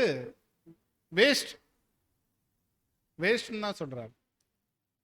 இப்போ நானாக இருந்துட்டாலும் சரி, நீங்களாக இருந்துட்டாலும் சரி, எனக்கு எல்லாமே தெரியுது, அந்த நோக்கத்தில் நான் பேசாம முழுக்க முழுக்க அன்புல நான் பேசினேன்னா அதுதான் தேவனுடைய பார்வையில் விலையேற பெற்றதா இருக்குது. ஒருவேளை நாம் எந்த அளவுக்கு தேவனுடைய வார்த்தைகளை படித்திருந்தாலும் அன்பும் தாழ்மையும் இல்லாமல் நம்ம பேசினோம்னா கண்டிப்பாக தேவனுடைய பார்வையில் அந்த ஊழியங்கள் வீணற்றதாக அது காணப்படுகிறது. அப்போ இதுதான் கேள்விக்குண்டான பதில் அதுதான். அன்பு எப்படி செலுத்தணும், எப்படி செலுத்தக்கூடாது, எது தேவையா இருக்கு, அறிவு தேவையா இருக்கு. அறிவு தேவையா இருந்தும் தாளந்து இருந்தும் அன்பு இல்லைன்னா அதுவும் இப்போ மறுபடியும் அந்த ரயில்வே ட்ராக் போட்டிருங்க பிரதர் வாங்க. அப்போ ரெண்டுமே ஈவனாக இருக்கணும். அறிவும் அன்பும் சரிசமமாக இருக்கணும். அறிவுக்கேற்ற அன்பு, அன்புக்கேற்ற அறிவு இருக்கணும். இதில் இரண்டும் கூட குறைய இருந்ததுன்னா அது ஆபத்து. நம்முடைய இலக்கை நம்மால் அடைய முடியாது, நம்ம தடம் புரண்டு போயிடும். இது 6வது கேள்வி. 7வது கேள்வி நீங்கள் கடந்து போயிடலாம். 7வது கேள்வி இது ரொம்ப முக்கியமான கேள்வி. சேம் அதே பாணி தான். அறிவுக்கும் ஜெபத்திற்கும் உள்ள தொடர்பு என்ன? அறிவுக்கும் ஜெபத்திற்கும் உள்ள தொடர்பு என்ன சொல்ல முடியுமா? எனக்கு கொஞ்சம் விளக்கம் கொடுங்க. அதே தான் சொல்லி நீங்க அப்படி விட்டுறக்கூடாது, விளக்கம் கொடுங்க. ஜெபத்திற்கும் அறிவுக்கும் ஜெபத்திற்கும் என்ன தொடர்பு? மறுபடியும் சிஸ்டர் கொஞ்சம் சத்தமா சொல்லுங்க. ஜெபத்தின் மூலமாக தேவன்கிட்ட அந்த அறிவை கேட்டாதான் நம்ம பெற்றுக்கொள்ள முடியும். ஓகே, வேற? அவ்வளவுதானா? அதுதான் பதில். பாருங்க, அன்புன்னு சொல்லும் பொழுது எப்படி அன்பு செலுத்தணும், எப்படி அன்பு செலுத்தக்கூடாது ஒரு வரையறை நம்ம சொல்றோம் தெரியுங்களா?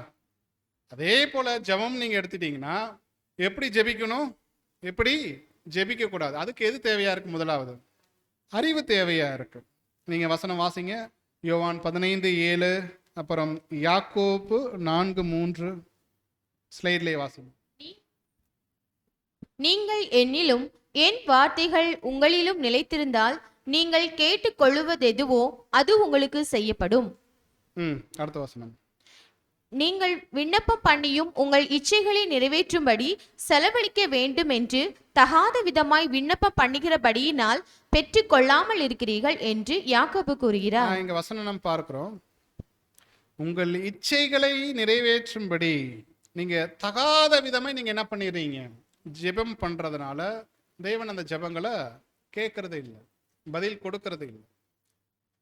அப்போ ஒரு புது சிருஷ்டி அவருடைய அர்ப்பணிப்பின் வாழ்க்கையில எப்படி ஜெபிக்கணும், எப்படி ஜெபிக்க கூடாது அவர் நன்கு புரிந்து வைத்திருக்கணும். ஜெபம் நம்ம எடுத்துட்டோம்னா அநேக பாடங்கள் நம்ம கேட்டிருக்கோம். உதாரணத்திற்கு ரசலுடைய வாழ்க்கையில அவர் பார்த்துட்டு ஒரு அனுபவத்தை அவர் முன்வைக்கிறாரு. நீங்க வாசிக்கலாம். நம்முடைய அன்றாட வாழ்க்கையிலும் இதே கோட்பாடுகளை நாம் பொருத்த வேண்டும். அநேக பெற்றோர்கள் தங்களுடைய இருதய பாரத்தோடு மரணப்படுக்கையில் இருக்கும் தங்களுடைய குழந்தைகளுக்காக ஜெபித்த ஜெபங்கள் பதில் அளிக்கப்படவில்லை என்று கதறுவதை நாம் கேட்டிருக்கிறோம். சில நேரங்களில் இப்படிப்பட்ட ஜெபங்களும் தேவனால் கேட்கப்படுகிறதா? போதும். ரசல் அவருடைய அனுபவங்கள்ல சில காரியங்கள் முன்வைக்கிறார், பார்த்துட்ட அனுபவங்கள். சில பெற்றோர்கள் அநேக பெற்றோர்கள் தங்களுடைய இருதய பாரத்தோடு மரணப்படுக்கையில் காணப்படக்கூடிய தங்களுடைய குழந்தைகளுக்காக என்ன பண்ணியிருக்கிறாங்க, ஜெபித்திருக்கிறாங்க. நாமளும் அப்படித்தானே பண்ணுவோம். நம்முடைய குழந்தைகள் ஒரு மரணப்படுக்கையில வாழ்வா சாவா என்னக்கூடிய நிலையில இருக்கும் பொழுது, ஒரு ஐசியூ வார்டில் இருக்கும் பொழுது பொதுவாக நம்முடைய மனநிலை எப்படி இருக்கும்னா, அந்த அனுபவத்தில் போனவங்களுக்கு தெரியும். ஒருவேளை போகக்கூடியவங்களுக்கு கொஞ்சம் கஷ்டம்தான். பொதுவாக ஜெபம் பண்ணுவது வழக்கம். அந்த ஜெபங்கள் எப்படி இருக்கும், தேவனே எங்களுடைய குழந்தைங்களை நீங்கள் காப்பாற்றுங்கன்னு சொல்லி தான் பெரும்பாலான பெற்றோர்களுடைய ஜெபங்கள் இருக்கும். அப்படி சில பெற்றோர்கள் ஜெபித்திருக்கிறாங்க, அந்த ஜெபங்களுக்கு தேவன் பதில் அளிக்கலை. என்ன ஆயிருக்கிறாங்க, சில பெற்றோர்கள் வேதனை அடைஞ்சிருக்கிறாங்க, கவலைப்பட்டிருக்கிறாங்க. தேவன் எங்களுடைய ஜெபத்திற்கு பதில் தரலையே அப்படின்னு சொல்லிட்டு. சில நேரங்களில் இப்படிப்பட்ட ஜெபங்களும் தேவனால் கேட்கப்படுகிறதா? என்ன சொல்றது? அடுத்த ஸ்லைடு. இதை குறித்து நாம் என்ன சொல்லுவோம்? எல்லா காரியங்களும் ஒன்றை போல் இராது. ஆனால் தேவனுடைய வார்த்தைகள் சரியான முறையில் செயலாற்றப்பட்டு இருதயத்தில் சரியான வளர்ச்சி அடைந்து அவர்களுடைய எல்லா ஜெபங்களும் கேட்கப்படும் அளவுக்கு அவர்களின் ஜெபத்தின் தரம் தேவனுக்கு இசைவாக உயர வேண்டும். அந்த ஜெபத்தின் தரம் தேவனுக்கு இசைவாக உயரணும்னா, புரிஞ்சிருக்கிறோம், நம்ம அநேக முறை பாடங்கள் கேட்டிருக்கிறோம். நம்முடைய சுய விருப்பத்துக்காக ஒருபோது நம்ம ஜெபித்திடக்கூடாது. சில விருப்பங்கள் இருக்கும், ஆவிக்குரிய விருப்பங்கள் கூட இருக்கும், ஆவிக்குரிய தேவைகள் கூட இருக்கும். இருந்தாலும் அந்த கடினமான சூழ்நிலைகள் நம்ம மத்தியில் தேவன் அனுமதிக்கும் பொழுது, தேவனே உங்களுடைய சித்தம் என்ன, அந்த சித்தத்தை நான் செய்வதற்கு, இந்த அனுபவங்கள்ல நான் கடந்து போவதற்கு எனக்கு முதலாவது நீங்க என்ன பண்ணுங்க, பலனை கொடுங்க. இப்படிதான் நான் கர்த்தர் இயேசுவும் ஜெபித்தாங்க. உங்களுடைய சித்தம் என்ன, அந்த சித்தத்தின்படியே அது ஆகட்டும். ஸோ நம்முடைய வாழ்க்கையில தேவன் அனுமதிக்கக்கூடிய எவ்வளவு பிரச்சனைகளாக இருந்துட்டாலும், சோதனைகளாக இருந்துட்டாலும், ஸோ நம்முடைய ஜெபங்கள் கூட இப்படியாக தான் காணப்படும். அதுக்கு முன்பதாக என்ன வேணும்னா அந்த அறிவு வேணும். எப்படி ஜெபிக்கணும், எப்படி ஜெபிக்க கூடாது, இதெல்லாம் அநேக டாபிக், அநேக விஷயங்கள் இருக்கு. நம்ம பேசக்கூடிய காரியம் நான் எளிமையாக நம்ம முன்வைக்கிறோம். அப்ப முதலாவது விஷயம், ஒரு புது சிருஷ்டி எப்படி ஜெபிக்கணும், எப்படி ஜெபிக்க கூடாது என்பதற்கு அறிவு ரொம்ப முக்கியத்துவம் வாய்ந்ததா இருக்கு. இப்ப ஒரு அறிவை நம்ம பெற்றுக்கொள்ளணும்னா, இப்ப கூட நம்ம என்ன பண்ணிட்டு இருக்கோம், ஒரு அறிவை பெற்றுக்கொண்டிருக்கோம் தேவனுடைய வார்த்தைகள் மூலமாக. தேவனுடைய வார்த்தையை ஒருத்தர் பெற்றுக்கொள்ளணும்னா அதற்கு முன்பதாக எது தேவையா இருக்கு தெரியுங்களா? ஜெபம் தேவையா இருக்கு.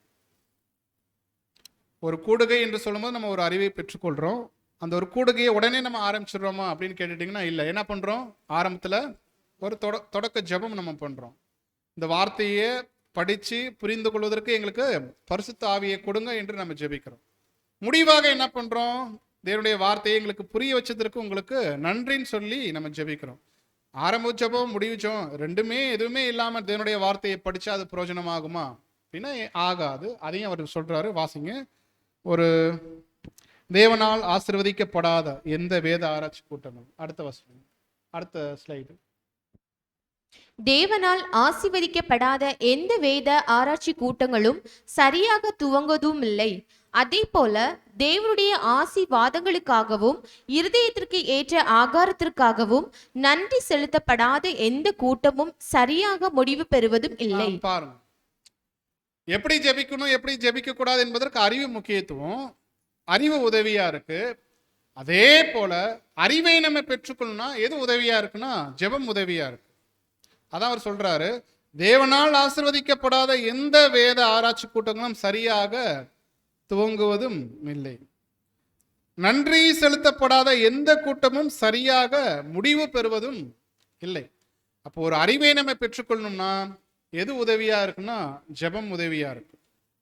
கண்டிப்பா ஆரம்ப ஜெபமோ முடிவு ஜெபமோ நம்ம செய்தாகணும். அப்படி செய்தாதான் அந்த அறிவு நம்ம பெற்றுக்கொள்வதற்கு உதவியாக இருக்கும், பிரயோஜனமா இருக்கும். இல்லைன்னா புரியவே புரியாது அந்த அறிவு, தேவனுடைய வார்த்தை. இது கூட ரொம்ப முக்கியத்துவம் வாய்ந்த ஒரு விஷயம். நீதிமொழிகள் 28:9 வாசிங்க. முன்னாடி ஸ்லைடு போயிருங்க. வேதத்தை கேளாதபடி தன் செவியை விலக்குகிறவனுடைய ஜெபமும் அருவருப்பானது. ரொம்ப முக்கியமான ஒரு வசனம். நான் ஜெபிக்கிறேன், என்னுடைய விண்ணப்பத்தை, என்னுடைய கோரிக்கையை தேவன் கேட்கணும், ஆனா தேவன் சொல்றத நான் கேட்க மாட்டேன் அப்படின்னு நம்ம ஒதுக்கணும்னா அது எப்படி இருக்கும்? அதான் வசனம் சொல்லுது, வேதத்தை, தேவனுடைய வார்த்தையை கேளாதபடி தன் செவியை விலக்குகிறவனுடைய ஜெபமும் அருவருப்பானது. அப்ப நம்முடைய ஜெபங்கள் கேட்கப்படணும்னா தேவனுடைய அறிவு ரொம்ப முக்கியத்துவம் வாய்ந்ததா இருக்கும். ஸோ தேவனுடைய வார்த்தை முக்கியத்துவம் வாய்ந்ததா இருக்கும். நம்ம ஜெபிக்கும் போது தேவனுடைய பதில்கள் எப்படிதான் தேவன் கொடுக்குறாங்க, எப்படிதான் கொடுக்குறாங்க? அவருடைய வார்த்தைகள் தான். பழைய ஏற்பாட்டில் வந்த மாதிரி தூதர்கள் மூலமாகவோ இல்லை ஒரு சத்தத்தின் மூலமாகவோ தேவன் அவருடைய வார்த்தையை நமக்கு பதிலாக கொடுக்கறது இல்லை. அவருடைய தாசர்கள் மூலமாக, தனிப்பட்ட வாழ்க்கையில் நம்ம படிக்கக்கூடிய புத்தகங்கள் மூலமாக தேவன் பேசுறாங்க, பதில் அளிக்கிறாங்க, ஊக்கப்படுத்துறாங்க. இப்போ இதுக்கு கவனம் கொடுக்கணும். தேவன் என்னுடைய ஜெபத்திற்கு பதில் கொடுக்க நம்ம விரும்பிட்டோம்னா தேவனுடைய வார்த்தையிலே நம்ம படிப்பதில், அறிவை பெற்றுக்கொள்வதில் நம்ம கவனம் செலுத்தணும். பிரியமான சகோதர சகோதரிகள், மறுபடியும் அந்த பிக்சர் போடுங்க பிரதர். அப்ப அறிவும் ஜெபமும் அந்த இரண்டு இருப்பு பாதைகளை போலதான் ஈவனா இருக்கணும். அறிவுக்கேற்ற ஜெபமும் ஜெபத்திற்கேற்ற அறிவும் ஒரு புது சிருஷ்டிகளுக்கு அவசியமானதாக அது காணப்படுது. இது ரெண்டும் ஈவனாக இருக்கணும். ஒன்று கூட ஒன்று குறைய இருந்ததுன்னா அது ஆபத்து. 8வது கேள்வி, இது ரொம்ப முக்கியமான ஒரு கேள்வி, பதில் சொல்லுங்க. ரட்சிப்பு அடைவதற்கு அறிவு தேவையா? ஒரு மனுஷன் ரட்சிக்கப்படணும்னா அறிவு அவசியமா? அவசியமா? சரி, எப்படி? எப்படி? கரெக்டு தான், பதில் கரெக்டு தான். ஒரு மனுஷன் ரட்சிக்கப்படணும்னா, மீட்படையணும்னா அறிவு அவசியம் தேவை. எப்படி?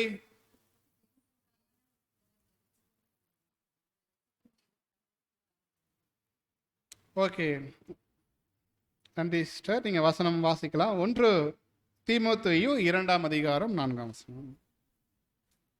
எல்லா மனுஷரும் ரட்சிக்கப்படவும் சத்தியத்தை அறிகிற அறிவை அடையவும் அவர் சித்தமுள்ளவராய் இருக்கிறார்.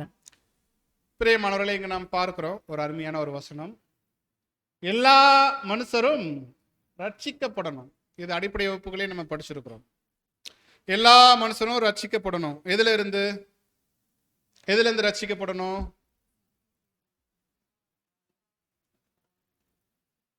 ரெண்டு நிலை இருக்கு, பாவம், மரணம். இது ரெண்டுல இருந்தும் ரட்சிக்கப்படணும். ரெண்டுல இருந்து ஒருத்தர் விடுதலை ஆகணும். முதலாவது, உலகத்துல நாம் பார்க்கும் பொழுது எல்லா மனுஷரும் என்று சொல்லும் பொழுது, ரட்சிக்கப்படுதல் என்று சொல்லும் பொழுது, மரணத்திலிருந்து ஒரு ரட்சிப்பு, மரணத்திலிருந்து ஒரு விடுதலை. அதற்கு கர்த்தர் இயேசு கிறிஸ்துவினுடைய விலையேறப்பெற்ற ஈடுபலி அதற்கு உதவியா இருக்கு. அப்புறம் மரணத்திலிருந்து ரட்சிக்கப்பட்ட பின்பு, மரணத்திலிருந்து விடுதலையான பின்பு அடுத்து ஒரு நிலை இருக்கு. என்ன? பாவத்திலிருந்து அடுத்து என்ன ஆகணும்? ஒருத்தர் ரட்சிக்கப்படணும், ஒருத்தர் விடுதலை ஆகணும். அதற்கு தேவையானது எது? சத்தியத்தினுடைய அறிவு. சத்தியத்தை எந்த அளவுக்கு ஒருத்தர் கேட்கிறாரோ, இதெல்லாம் அடிப்படை வகுப்புகளை படிச்சதுதான். அவருடைய நரைமுடி, அவருடைய தோல் என்ன ஆகும்? வாலிப பிள்ளைகளை போற அது மாறிக்கொண்டு வரும். இப்போ தேவனுடைய வார்த்தைகளை படித்து எந்த அளவுக்கு அவர் கீழ்ப்படிய ஆரம்பிக்கிறாரோ, ஸோ அந்த அளவுக்கு அவர் வாலிப நாட்களுக்கு அவர் அங்க திரும்புவார். தேவனுடைய விருப்பம் அதுதான், தேவனுடைய சித்தமும் அதுதான். இதற்கு ஒரு உதாரணம் காண்பிக்கிறாரு சகோதரர் ரசல். ஒரு மனுஷர் ரட்சிக்கப்படணும்னா அறிவு ரொம்ப முக்கியத்துவம் வாய்ந்தது. நீங்க வசனங்களுக்கு நேராக போயிருங்க. அப்போஸ்தலர் நடபடிகள் எடுத்துக்கோங்க. அப்போஸ்தலர் நடபடிகள் 10ஆம் அதிகாரம் 1-2 வசனங்கள் வாசிங்க. இத்தாலிய பட்டாளம் எண்ணப்பட்ட பட்டாளத்திலே 100க்கு அதிபதியாகிய கொர்னலேயு என்னும் பெயர் கொண்ட ஒரு மனுஷன் செசரியா பட்டணத்திலே இருந்தான். அவன் தேவ பக்தி உள்ளவனும் தன் வீட்டார் அனைவரோடும் தேவனுக்கு பயந்தோனுமாய் இருந்து ஜனங்களுக்கு மிகுந்த தர்மங்களை செய்து எப்பொழுதும் தேவனை நோக்கி ஜெபம் பண்ணி கொண்டிருந்தான். இங்க நாம் பார்க்கிறோம் ஒரு அருமையான ஒரு மனிதர், கொர்நேலியு. யார் அவர்? முதல் புறஜாதி. முதலாக தேவனுடைய வார்த்தைகள் அவர்கிட்ட போய் சொல்லப்பட்டு முதலாக ரட்சிக்கப்பட்ட முதல் புறஜாதி கொர்நேலியு. இந்த கொர்நேலியு ரட்சிக்கப்பட்டாரு. எப்படி ரட்சிக்கப்பட்டாரு தெரியுங்களா? வசனம் இங்க நம்ம பார்க்கிறோம். அந்த மனுஷன் எப்படி இருந்துட்டாராம்? தேவ பக்தி உள்ளவனும். வசனம் போயிருங்க பிரதர். அப்போஸ்தலர் 10:2. அவன் தேவ பக்தி உள்ளவரா அவர் காணப்பட்டார். யாரு? கொர்நேலியு. ரொம்ப தேவ பக்தி உள்ள மனிதனாக இருந்துட்டார். அப்புறம் தன் வீட்டார் அனைவரோடும் தேவனுக்கு பயந்தவனுமா இருக்கிறார். ஸோ அவருடைய கடமை என்னவோ அவர் ரொம்ப பயந்து அவர் செய்து கொண்டிருந்தாரு. தேவனுக்கு பயந்து அவர் குடும்பத்திற்கு. அப்புறம் ஜனங்களுக்கு மிகுந்த தர்மங்களை அவர் செய்து கொண்டிருக்கிறார். அவரால் என்ன முடியுமோ அந்த செல்வத்தை ஏழை எளியவர்களுக்கு அவர் என்ன பண்ணிக்கிட்டு இருந்தாரு? தான தர்மம் செய்து கொண்டிருக்கிறார். அப்புறம் எப்பொழுதும் தேவனை நோக்கி அவர் என்ன பண்ணிக்கிட்டு இருக்காராம்? ஜெபம் பண்ணிக்கிட்டு இருக்கிறார். மொத்தம் 4 விஷயம் பார்த்துருக்கிறோம். தேவபக்தி உள்ளவர், தன் வீட்டாரோரும் சேர்ந்து என்ன பண்ணியிருந்தாங்கன்னா பயந்து தேவனை ஜீவித்திருக்கிறாங்க, தொழுது கொண்டிருக்கிறாங்க. அப்புறம் மிகுந்த தர்மங்களை அவங்க செஞ்சிருக்கிறாங்க. எப்பொழுதும் ஜெபம் பண்ணி கொண்டிருந்தார். இது எப்பொழுதும் என்று சொல்லும் பொழுது எப்படி எந்த வருடங்கள் நம்ம சொல்லலாம்னா கிபி 33 ஏப்ரல் கூட நம்ம எடுத்துக்கலாம். கர்த்தர் இயேசு மரித்த பிற்பாடு, உயிர் தெழுந்த பிற்பாடு, இந்த ஒரு வாய்ப்புக்காக, இந்த ஒரு அழைப்புக்காக தொடர்ந்து எத்தனை வருடங்கள் அவர் ஜெபம் பண்ணியிருக்கிறார்? கிட்டத்தட்ட 3.5 வருடங்கள் அவர் என்ன பண்ணியிருக்காருங்க, ஜெபம் பண்ணியிருக்கிறார் இந்த ஒரு வாய்ப்புக்காக, இந்த ஒரு அழைப்புக்காக. முதல் அந்த ஒரு வாய்ப்பு அழைப்பு கிபி 36 அக்டோபர் மாதம் அது அங்க கடந்து போனது. கொர்நேலியு ரட்சிக்கப்பட்டாரா அப்படின்னு கேட்டீங்கன்னா, ஆமா ரட்சிக்கப்பட்டார். எப்படி ரட்சிக்கப்பட்டார் தெரியுங்களா?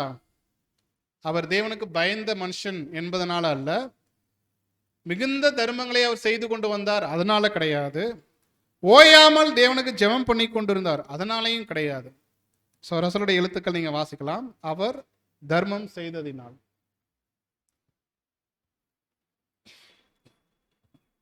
சரி, நான் வாசிக்கிறேன்.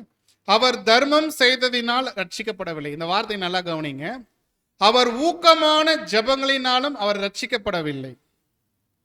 ஆனால் தேவனுடைய வார்த்தைகள் பேதுருவின் செய்தியின் மூலம் காரியங்களை விவரித்த போது கொர்நேலியும் அந்த வீட்டில் உள்ள அனைவரும் இயேசு கிறிஸ்துவினால் கிடைக்கப்பெற்ற மிகப்பெரிய ரட்சிப்பை உணர்ந்து அதை கருத்தோடு விசுவாசித்து அதை கவனமாக பற்றி கொண்டார்கள். அதனால் அவர்கள் என்ன பண்ணாங்களாம், இது கவனம் கொடுக்கக்கூடிய விஷயம். கொர்நேலியு ஒரு நல்ல மனிதர், கொர்நேலியு ஒரு தேவ பக்தி உள்ள ஒரு மனிதர், கொர்நேலியு ஒரு ஏழை எளியர்களுக்கு தர்மம் செய்து கொண்டிருந்தார், கொர்நேலியு எப்பொழுதும் தேவனை நோக்கி ஜெபம் பண்ணி கொண்டிருந்தார். அதனால கொர்நேலியு ரட்சிக்கப்பட்டாரா அப்படின்னு கேட்டீங்கன்னா இல்ல.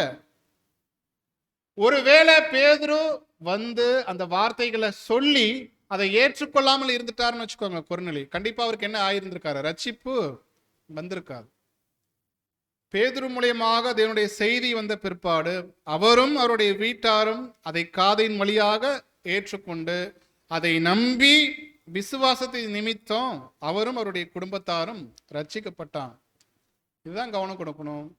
ஒருத்தர் ரட்சிக்கப்படணும்னா, ஒருத்தர் மீட்படையணும்னா எது முக்கியத்துவம் வாய்ந்ததா இருக்கு? தேவனுடைய வார்த்தை, அந்த அறிவு, கேட்டு அதை விசுவாசித்து அதை யார் அதன்படி நடக்கிறார்களோ அவர்களுக்கு மாத்திரமே ரட்சிப்பு. ஆதாமின் வழி வந்த அனைவருக்குமே இது ஒரு பாடம், இது ஒரு வழி. பாவத்திலிருந்தும் மரணத்திலிருந்தும் ஒருத்தர் ரட்சிக்கப்படணும்னா இது ரொம்ப முக்கியத்துவம் வாய்ந்ததாக காணப்படுது. மரணத்திலிருந்து எல்லாரும் வந்துடுவாங்கன்னு வச்சுக்கோங்க, எல்லா ஜனங்களும் கீழ்ப்படியாதவங்களும் எல்லாருமே வந்துடுவாங்க. ஆனால் அவர் பாவத்திலிருந்து ரட்சிக்கப்படணும்னா கொஞ்சம் கொஞ்சமாக தேவனுடைய வார்த்தைகளை அவர் கேட்டு விசுவாசிக்கணும். இன்னைக்கு அநேக மதத்தினர் இருக்கிறாங்க, தேவனை அறியாத, கர்த்தர் இயேசுவை அறியாத ஜனங்கள் இருக்கிறாங்க உலகத்தில். அவர்கள் அனைவரும் ரட்சிக்கப்படணும்னா தேவனுடைய வார்த்தைகளை அவர்கள் கேட்கணும், கேட்டு அதன்படி விசுவாசித்தால் மாத்திரமே அவர்களுக்கு ரட்சிப்பு. 9வது கேள்வி, இது ரொம்ப முக்கியமான கேள்வி, இதை கவனிங்க. அறிவு பொறுப்புகளை அதிகரிக்கிறதா? என்ன பதில் சொல்லலாம் இதுக்கு? அறிவு பொறுப்புகளை அதிகரிக்கிறதா? ஆமாவா இல்லையா? ஆமா. சரி, எப்படி? அடுத்த கேள்வி, அறிவு பொறுப்புகளை அதிகரிக்கிறதா அப்படின்னு கேட்டீங்கன்னா ஆமா, அதிகரிக்கிறது. எப்படி?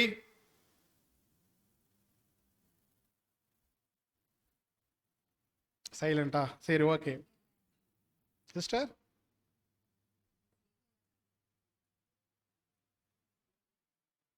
சரி, ஓகே, வசனம் நீங்க வாசிங்க. லூக்கா 12:47, லூக்கா 12:48.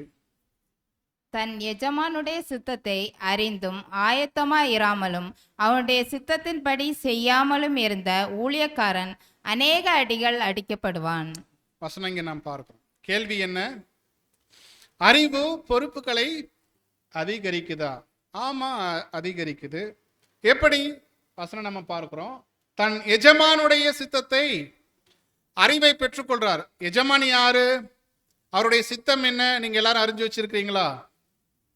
ஆமா, அறிந்து வச்சும் அந்த அறிவை பெற்றுக்கொண்டும் ஆயத்தமா இல்லைன்னா என்ன இருக்கான்? அடிகள் இருக்கான். அப்புறம் 48, அறியாதவனாய் இருந்து அடிகளுக்கு ஏதுவானவைகளை செய்தவனோ சில அடிகள் அடிக்கப்படுவான். எவனிடத்தில் அதிகம் கொடுக்கப்படுகிறதோ அவனிடத்தில் அதிகம் கேட்கப்படும். மனுஷர் எவனிடத்தில் அதிகமாய் ஒப்புவிக்கிறார்களோ அவனிடத்தில் அதிகமாய் கேட்பார்கள். இதுதான் பொறுப்பு. வெறும் தேவனுடைய வார்த்தையை நம்ம வார வாரம் வந்து கேட்கறது போதாது. என்ன பண்ணணும் தெரியுங்களா? தேவன் அதை தான் விரும்புகிறான். தேவனுடைய வார்த்தையே நம்ம படிக்கிறோம், கேட்குறோம், அது போதுமா அப்படின்னு கேட்டீங்கன்னா போதாது. பெற்றுக்கொண்ட அறிவை, நமக்கு ஒரு பொறுப்பு இருக்கு. அது ஒரு கடமை என்று சொல்லலாம், கடன் கூட நம்ம சொல்லலாம், கடனாளிகள் என்று சொல்லலாம். பெற்றுக்கொண்ட கடனை நம்ம என்ன பண்ணியே ஆகணும்? திருப்பி செலுத்தியே ஆகணும். பெற்றுக்கொண்ட அறிவுக்கு நம்ம என்ன பண்ணியே ஆகணும்? அதை நம்முடைய கிரியைகளில் காண்பிக்கணும். காண்பிக்க தவறுனா கண்டிப்பா அடிகள் இருக்கு. அதுக்கு கேட்காமலே இருந்துடலாமே பிரதர், அதற்கு படிக்காமலே இருந்துடலாமே பிரதர் அப்படின்னு யோசிக்க தோணுதா? கேட்டாதானே, அறிவை பெற்றுக்கொண்டாதானே, செய்யாமல் இருந்தாதானே அடி. இதுக்கு ரசூலுடைய எழுத்துக்கள் நீங்க வாசிக்கலாம். ஆகவே இந்த சுவிசேஷ யுகத்தில் ஒளியின் கீழ் வந்தவர்கள் மற்றவர்களை காட்டிலும் அதிக பொறுப்புள்ளவர்களாக இருப்பார்கள். சபையில் இல்லாதோர், ஆவியை பெறாதோர் சபையை காட்டிலும் குறைவான பொறுப்புகளை பெறுவார்கள் என்று பொருள் அல்ல. மாறாக அவர்களின் பாவத்திற்கு அதிகமாக கணக்கு கொடுக்க வேண்டியவர்களாக இருக்கிறார்கள். இந்த வார்த்தை நன்கு கவனிங்க. பொறுப்பு, அறிவை பெற்றுக்கொண்டவங்களுக்கும் பொறுப்பு இருக்கு, அறிவை பெற்றுக்கொள்ளாதவங்களுக்கும் ஒரு பொறுப்பு இருக்கு, அல்லது அடிகள் இருக்கு. பொறுப்புன்னு சொல்வதை காட்டில் அடிகள் இருக்கு. பெற்றுக்கொண்ட நமக்கு சத்தியம் இப்ப நமக்கு இருக்குது. சுவிசேஷ யுகத்துல தேவன் அநேக சத்தியங்கள் வார வாரம் கொடுத்துக்கிட்டு இருக்காரு. வாய்ப்புகள் உள்ள நேரங்களில் கொடுக்குறாரு. நாம படிக்கிறோம். படித்த நாம அந்த பொறுப்புடையவர்களா இருக்கிறோம். அதை நம்ம கிரியையில காண்பிக்கணும். கிரியையில காண்பிக்கலன்னா என்ன இருக்குங்க? அடிகள் இருக்கு. ஒருவேளை நம்ம சபையில் நம்ம வராமலே இருந்திருக்கலாமே, ஒரு உலகத்தாரை போல நம்ம இருந்திருக்கலாமே.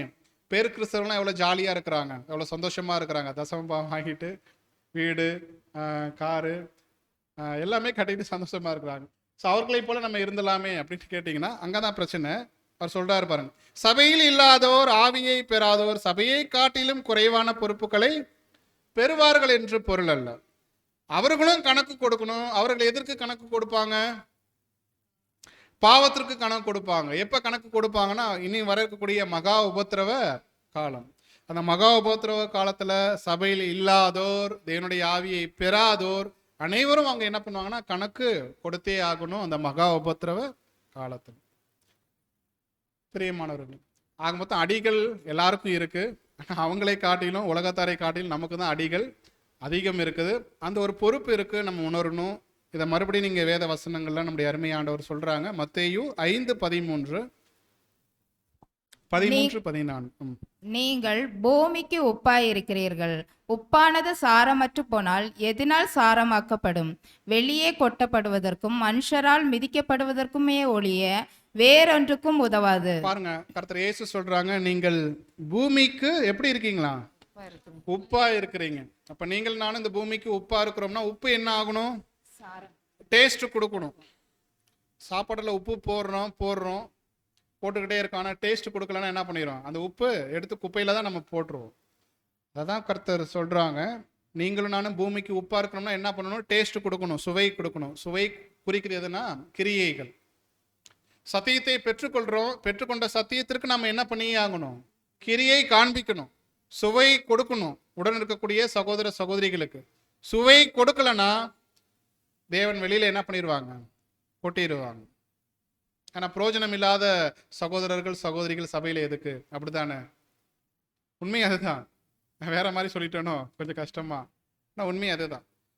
நம்ம இந்த ஒரு அழைப்புல இருக்கிறோம்னா, ஒரு அங்கத்தினரா இருக்கணும்னா, என்னால உடன் இருக்கக்கூடிய சகோதரிகளுக்கு ஏதாவது விதத்துல ஒரு பயன் இருக்கணும். அது இல்லைன்னா கொஞ்சம் கஷ்டம்தான். அர்ப்பணிப்பின் வாழ்க்கையை அவருக்கு இன்னும் சரியாக புரிந்து கொள்ளலாம். ஏதாவது ஒரு விதத்துல நேரம், ஆரோக்கியம், செல்வம், செல்வாக்கு, மற்ற தாளந்துகளை நம்மால் முடிந்ததை உடன் இருக்கக்கூடிய சகோதர சகோதரிகளுக்கு தேவனுக்காக நம்ம கொடுக்கணும். சும்மா வரோம், சும்மா போறோம்னா சும்மாவே தான் இருப்போம். ஒரு பலனும் நம்ம பெற்றுக்கொள்ள மாட்டோம். 14வது வசனம் கூட நீங்க வாசிக்கும் போது, நீங்கள் உலகத்திற்கு வெளிச்சமாய் இருக்கிறீர்கள், மலையின் மேல் இருக்கிற பட்டணம் மறைந்திருக்க மாட்டாது. அப்ப இங்க சொல்லும் பொழுது நம்ம உலகத்துக்கு வெளிச்சமா இருக்கிறோம். 15வது வசனம் சொல்லும் பொழுது, விளக்கை கொளுத்தி மரக்காலால் மூடி வைக்காமல். அப்ப விளக்குன்னு சொல்லும் பொழுது பாருங்க, ஏற்கனவே பார்த்தோம், விளக்குன்னு குறிக்கும் போது தேவனுடைய வசனம், தேவனுடைய சத்தியம், தேவனுடைய அறிவு பெற்றுக்கொள்கிறோம். பெற்றுக்கொண்ட நாம என்ன பண்ணணும்? பிரகாசிக்கணும். படிக்கிறோம், கேட்குறோம், அது நமக்குள்ளேயே மூடி வச்சுட்டோம்னா பயன் இருக்கா? பயன் இருக்காது. ஒருவேளை விளக்கை கொளுத்தி மூடி வச்சோன்னா என்ன ஆயிரும் தெரியுங்களா? கொஞ்ச நேரம் எரியும், ஆக்சிஜன் இல்லாமல் என்ன ஆயிரும் தெரியுங்களா? சில நேரங்களில் அது அணைஞ்சு போயிடும். அது வெளிச்சம் கொடுக்கணும்னா, தொடர்ந்து எரியணும்னா அதுக்கு ஆக்சிஜன் தேவை. அப்படின்னா பெற்றுக்கொண்ட சத்தியம், பெற்றுக்கொண்ட அறிவு, கேட்க காதுள்ளவர்களுக்கு நம்ம என்ன பண்ணியே ஆகணும்? சொல்லணும். அது நம்மேல் விழுந்த கடமை, மறந்துட வேண்டாம். ஸோ இது நமக்கு பொறுப்பு. சுவையும் கொடுக்கணும், கிரியையிலையும் காமிக்கணும், கேட்க காதுள்ளவர்களுக்கு நம்ம என்ன பண்ணணும்னா அதனுடைய வார்த்தைகளை சொல்லணும். இது நம்மேல் விழுந்த கடமை. வெறும் சத்தியம் மாத்திரம் கேட்டுட்டு அப்படியே போயிடலாம். தேவன் அதுக்காக அழைக்கல. பெற்றுக்கொண்ட அறிவுக்கு நம்ம பொறுப்பாளிகளாக இருக்கிறோம். நாளுக்கு நாள் நம்ம படிக்க படிக்க, கேட்க கேட்க அந்த பொறுப்புகள் அதிகரித்து கொண்டே போகும். அதற்கு நாம திருப்பி செலுத்தியே ஆகணும். பிரியமான சகோதர சகோதரிகள், அடுத்து 10வது கேள்வி நம்ம கடந்து போகலாம். 10வது கேள்வி, ஒருவருக்கொருவர் அறிவில் வளர்ச்சி அடைவதற்கு நாம் என்ன செய்ய வேண்டும், அல்லது நம்மேல் விழுந்த கடமை என்ன? இதுவரைக்கும் பாடங்கள் கேட்டிருக்கோம், நீங்களே பதில் சொல்லுங்க. நம்ம ஒவ்வொருவரும் ஒரு கூடுகையாக கடந்து வரோம். ஒவ்வொரு கூடுகையில் என்னுடைய வார்த்தைகள் அங்கே பேசப்படுது. அறிவை பெற்றுக்கொள்கிறோம். அந்த அறிவை நம்ம பெற்றுக்கொள்வதற்கு நம்ம என்ன செய்யணும்? நாம் செய்ய வேண்டிய விஷயம் என்ன? நம்மேல் விழுந்த கடமை என்ன? என்ன சொல்லலாம்? இல்லது என்ன கற்றுக்கொள்றீங்க?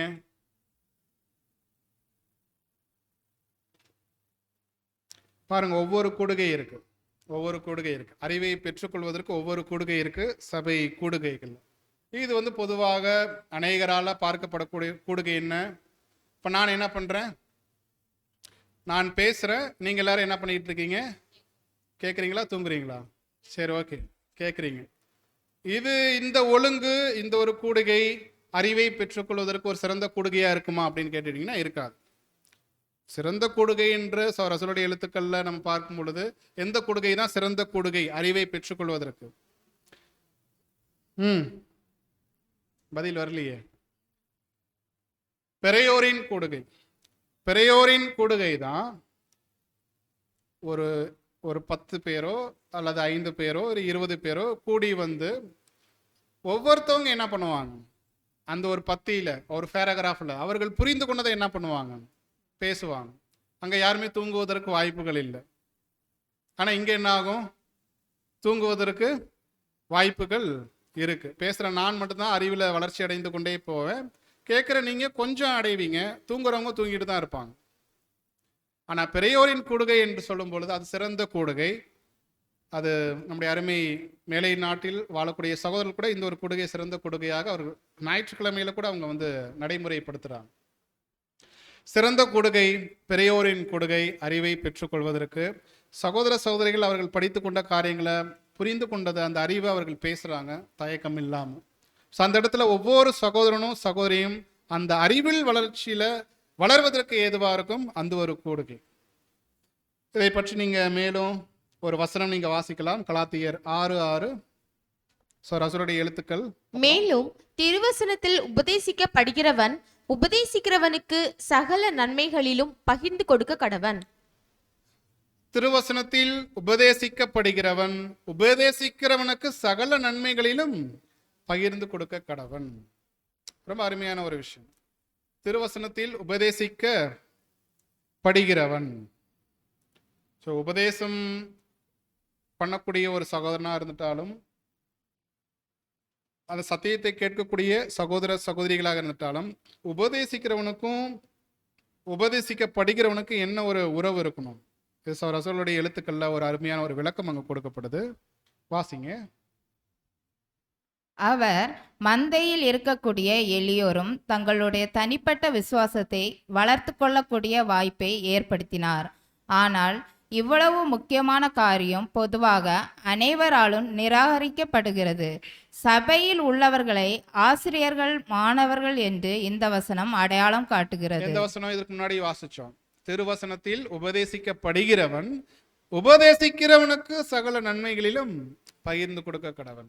ஸோ அவர்களுக்கு செய்யக்கூடிய சின்ன சின்ன உதவிகள், அந்த கருத்து பரிமாற்றம், இவைகள் அனைத்தும் அங்கு பொருந்தது. அந்த வார்த்தை ரொம்ப முக்கியம். ஆசிரியர்கள், சபையில் உள்ளவர்களை ஆசிரியர்கள், மாணவர்கள் என்று இந்த வசனம் அடையாளப்படுத்துகிறது. இப்ப நான் பேசுறேன்னா நான் ஒரு ஆசிரியரா இருக்கிறேன், நீங்கள் அனைவரும் மாணவர்களா இருக்கிறோம். இதை எப்படி நம்ம புரிந்து கொள்ளணும்? இந்த உறவை வாசிங்க. அடுத்த வார்த்தை ரொம்ப முக்கியத்துவம் வாய்ந்த வார்த்தை. மாணவர்கள் தயக்கமின்றி தொடர்பு கொள்ள வேண்டும். மாணவர்கள் தயக்கமின்றி யாரை தொடர்பு கொள்ளணும்? ஆசிரியர். ஆசிரியர். ஆசிரியர்னா உபதேசிக்கிறார் தெரியுங்களா, அவரை தொடர்பு கொள்ளணும். சகோதரர், நீங்க இந்த ஒரு பாடம் எடுத்தீங்க, இந்த பாடத்துல எனக்கு சில மாற்று கருத்துக்கள் இருக்கு, வேத வசனங்கள் இப்படியாக இருக்கு, ரசூலுடைய எழுத்துக்கள் இப்படியாக இருக்கு, இதுல ஏதேனும் விளக்கங்கள் உங்களால கொடுக்க முடியுமா? கேட்கணும். கேட்பீங்களா? ஒருவேளை முடிஞ்சு போனதுக்கு அப்புறம். இது ரொம்ப முக்கியத்துவம் வாய்ந்த ஒரு விஷயம். சபையில அறிவை பெற்றுக்கொள்ளணும்னா நம்ம என்ன செய்யணும்? ஒருவேளை சகோதரர் எது சொன்னாலும் அது சத்தியம் என்று ஏற்றுக்கொள்ளக்கூடிய மனநிலை நம்ம மத்தியில காணப்படக்கூடாது. அது ரொம்ப ஆபத்து இந்த கடைசி நாட்கள்ல. மாணவர்கள் தயக்கமின்றி ஆசிரியரை தொடர்பு கொள்ளணும். அப்புறம் மேலும் அவர்கள் அறிந்து கொண்ட ஒவ்வொரு காரியத்தையும் அவர்கள் தங்களுடைய ஆசிரியர்களோடு பகிர்ந்து கொள்ள வேண்டும். ஒருவேளை பாடம் எடுத்துட்ட சகோதரர்களா இருந்துட்டாலும் சரி, சபையினுடைய மூப்பர்களாக இருந்தாலும் சரி, நான் இந்த மாதிரி படிச்சிருக்கிறேன், இந்த மாதிரி கேள்விப்பட்டிருக்கிறேன், இந்த பாடங்கள் இப்படியாக இருக்கு, இது நீங்க போதிக்கலாமே, இதை நீங்க சொல்லாமே. அந்த அறிவு மாணவருக்கும் ஆசிரியருக்கும் இடையேயான அந்த அணுகுமுறை ரொம்ப முக்கியம். அப்புறம் ஆசிரியராக செயல்படாமல் அறிவுள்ள ஒரு மூத்த சகோதரனாக செயல்பட வேண்டும். போதகர்களை குறித்து அஞ்ச வேண்டாம், அவர்களை ஒரு இயந்திரமாக நினைக்கவும் வேண்டாம். போதகர்களை குறித்து நம்ம என்ன பண்ணிடக்கூடாதான்? அஞ்ச வேண்டாம். அப்படிதான் பயப்படுறீங்களா? இல்ல, யாரா இருந்துட்டாலும் அவங்க தேவனுடைய வார்த்தைகளை பேசுவதற்கு முன் வராங்க. நம்ம தேவனுக்கு மாத்திரம் பயந்தா போதும். போதகர்களை குறித்து நம்ம என்ன பண்ணிட வேண்டாம்? அஞ்ச வேண்டாம். இந்த மாதிரி நீங்க எடுத்திருக்கிறீங்க, இதுல எனக்கு அநேக சந்தேகங்கள் இருக்கு, மாற்று கருத்துக்கள் இருக்கு, நான் தாராளமா நம்ம கேட்கணும். அதான் அவர் சொல்றாரு, அவர்களை ஒரு இயந்திரமாக நினைக்கவும் வேண்டாம். அடுத்த ஸ்லைடு. தேவனுக்கு அடுத்தபடியாக இந்த உலகத்தில் சத்தியமே விலையேற பெற்றதாய் இருக்கிறது, இது விளையாட்டுக்குரியதல்ல, அதை அற்பமாக எண்ணிவிடக்கூடாது. இப்படிப்பட்டவர்கள் தாங்களே பாதிப்புகளை அல்லது கேடுகளை வருவித்துக் கொள்வார்கள். ரொம்ப கவனமா இருக்கணும் தேவனுடைய வார்த்தைகளை பேசுறதுல, கேட்கறதுல. ரொம்ப விளையாட்டுக்குரியத்தனமாக அதனுடைய வார்த்தைகளை பேசுறது, அதை எடுத்து புரிந்து கொள்ளக்கூடிய விஷயங்கள் நம்ம மத்தியில காணப்படக்கூடாது. அப்புறம் அடுத்த ஸ்லைடு. சபைகளின் சத்தியத்தின் அறிவை பெறுவதற்கு அதிகமான முக்கியத்துவம் கொடுக்க வேண்டும், இதுவே வளர்ச்சிக்குரிய ஆதாரமாக இருக்க வேண்டும். ஸோ இந்த காரியங்கள் நம்ம பார்க்கிறோம். இப்போ சபைன்னு எடுத்துட்டோம்னா, ஒரு சபை அறிவுல வளர்ச்சி அடையணும்னா அவங்களுடைய கடமை என்ன? இப்படியா தான் இருக்கணும். ஆசிரியர் மாணவர்கள் அந்த உறவு, அந்த முக்கியத்துவம் பற்றி இங்கு நாம் கவனிக்கிறோம்.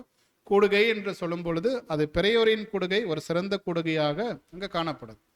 ஒரு எக்லீசியா சத்தியத்தின் அறிவுல அதிகமாக வளரணும்னா ஒரு சிறந்த கூடுகை பெரியோரின் கூடுகை. 11வது கேள்வி நம்ம கடந்து போயிடலாம். 11வது கேள்வி நீங்க கவனிக்கலாம். நாம் அறிவை பெறுவதற்கு அதிகமான கவனம் செலுத்தலாமா? இப்போ உங்களுடைய பதில். நாம் அறிவை பெறுவதற்கு அதிகமான கவனம் செலுத்தலாமா? ஆமாவா இல்லைங்களா? பதில் வரலையே எனக்கு ஒன்றும். அறிவை பெறுவதற்கு நாம் அதிகமான கவனம் செலுத்தலாமா வேண்டாமா? செலுத்தலாம் அப்படின்னு நீங்க சொல்றீங்க தெரியுங்களா, அங்கதான் தப்பு. நாம் அறிவை பெறுவதற்கு அதிகமான கவனம் செலுத்தலாமா அப்படின்னு கேட்டுட்டீங்கன்னா செலுத்தக்கூடாது. இது ஆச்சரியமா இருக்கும். ஏன் பிரதர் இப்படி சொல்றீங்க? இது வரைக்கும் 10 கேள்வி நம்ம அப்படித்தானே பார்த்துட்டோம் அறிவினுடைய முக்கியத்துவம் பற்றி. ஆனால் அந்த கேள்வி என்னன்னா ரொம்ப கவனம் கொடுக்கணும். அறிவை பெறுவதற்கு அதிகமான கவனம் செலுத்தலாமா?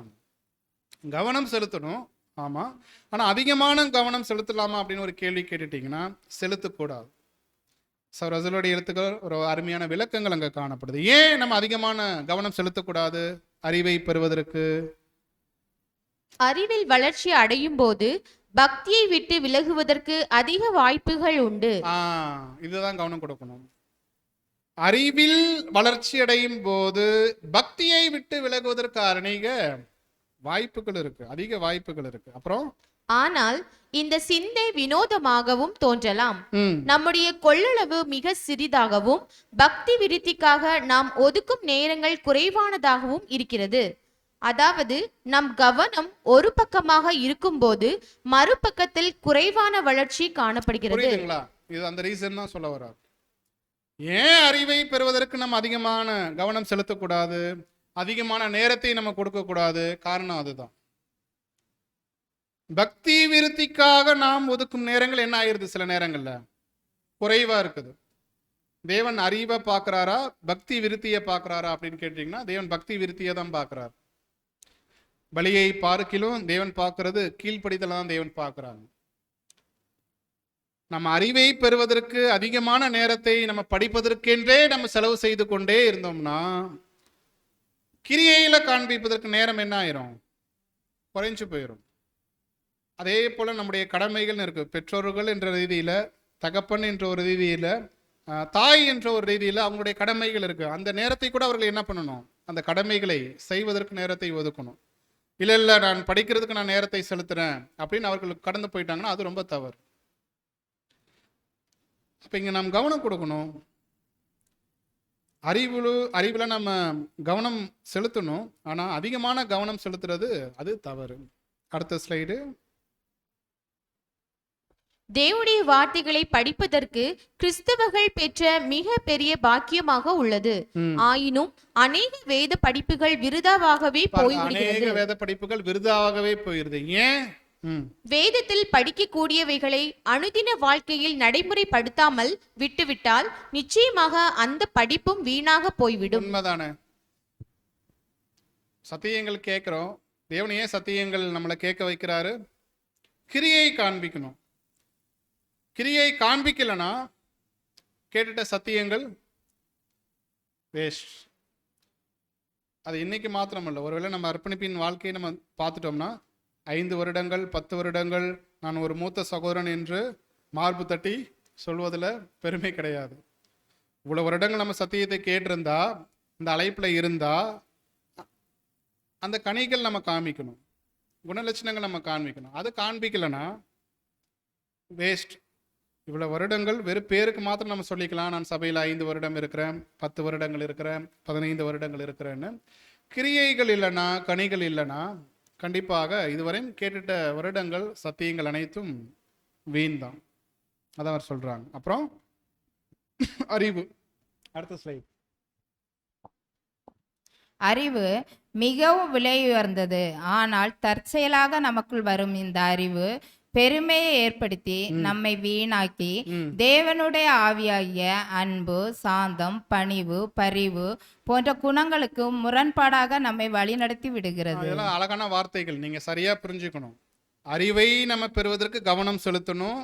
ஆமா, அதிகமான நேரத்தை கவனத்தை நம்ம எங்க செலுத்திடக்கூடாது? படிக்கிறதுல செலுத்திடக்கூடாது. அதான் அவர் சொல்றாரு. அறிவு மிகவும் விலை உயர்ந்தது தான். ஆனால் தற்செயலாக நமக்குள் வரும் இந்த அறிவு படிக்க படிக்க நமக்குள்ள என்ன வருவதற்கு வாய்ப்புகள் இருக்கு? பெருமை வருவதற்கு வாய்ப்பு இருக்கு.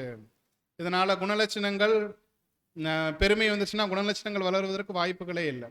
அதான் அவர் சொல்றார்.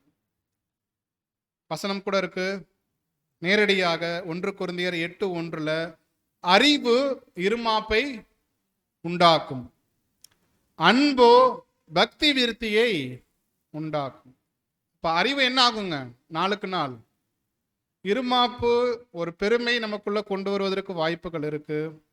அப்ப அறிவு நம்ம பெற்றுக்கொள்வது, படிப்பது மாத்திரம் இல்லை, நடைமுறை வாழ்க்கையில அதை நம்ம அபியாசப்படுத்தணும். அதுதான் நம்ம கவனம் கொடுக்கும். படிக்கிறதுக்கு நம்ம நேரம் கொடுக்குறோமா, அதே போல பெற்றுக்கொண்ட அறிவை நம்முடைய நடைமுறை வாழ்க்கையில கொடுப்பதற்கும் நம்ம நேரம் கொடுக்கணும். எப்பொழுது பார்த்தாலும் நம்ம படிச்சுக்கிட்டே இருந்தோம்னா அது பிரயோஜனமே இல்லை. ரொம்ப கவனம் கொடுக்கக்கூடிய ஒரு விஷயம் இந்த ஒரு பகுதி. அடுத்து 12வது கேள்வி. இது ரொம்ப முக்கியமான கேள்வி. அனைத்து விதமான அறிவும் நம்முடைய அர்ப்பணிப்பின் வாழ்க்கையில நன்மையை கொண்டு வருமா? அனைத்து விதமான அறிவும் நமக்கு நன்மையை வருவிக்குமா? ஆமாவா இல்லைங்களா? இல்லையா? ஆமாவா இல்லைங்களா? இல்ல. போன கேள்வியில தெளிவாயிட்டீங்க. ஆமா, அனைத்து விதமான அறிவும் நமக்கு நன்மையை கொண்டு வருமா அப்படின்னு கேட்டுட்டிங்கன்னா இல்லை.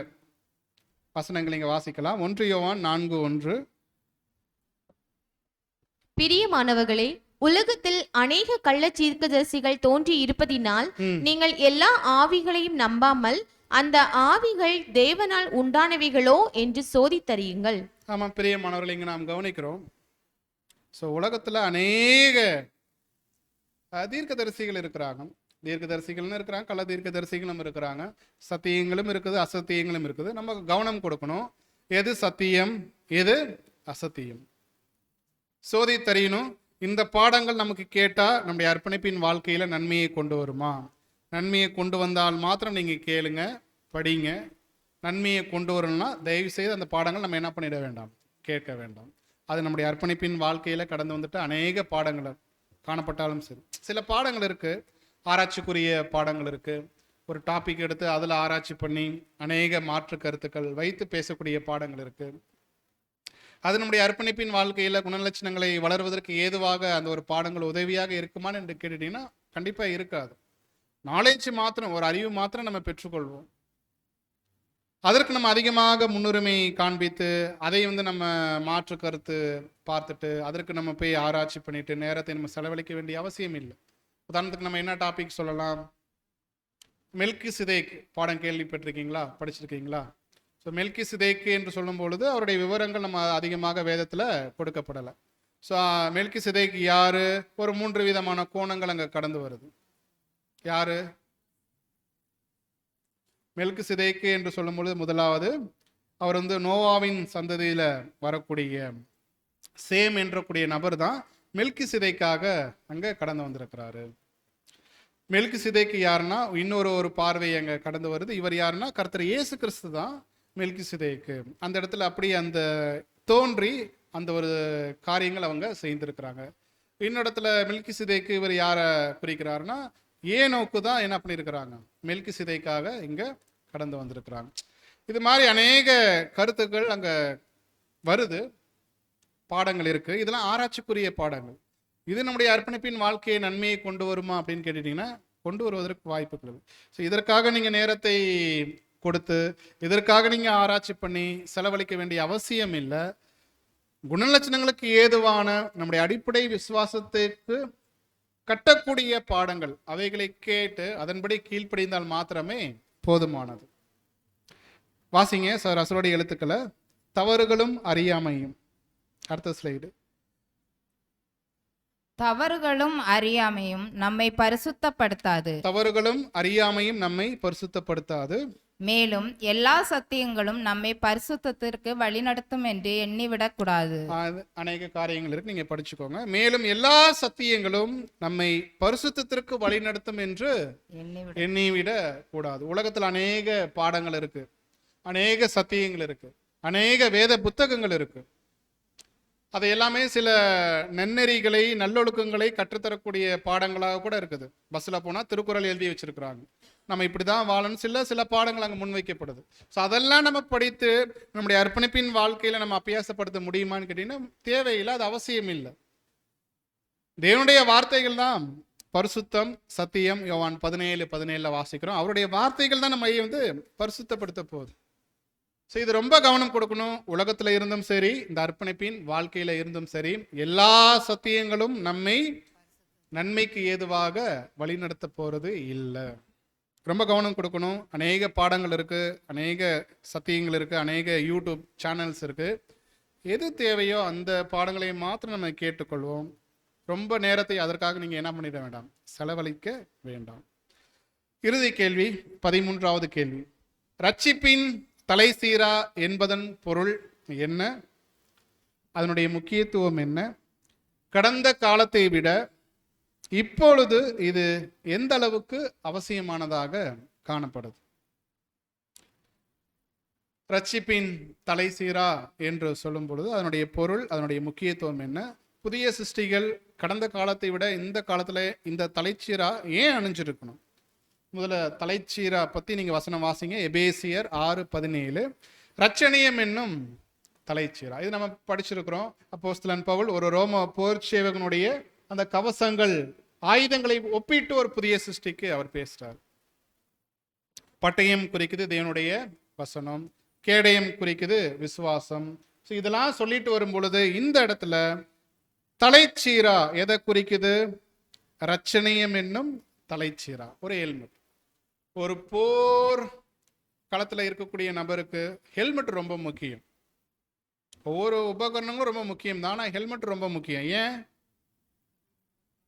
சரி, நான் அதை விட்டுருங்க, போறதுக்கெல்லாம் போக வேணும். டூ வீலரில் போகிறோம், டூ வீலர் போகிறவங்களுக்கு ஹெல்மெட் ரொம்ப முக்கியம். ஏன்?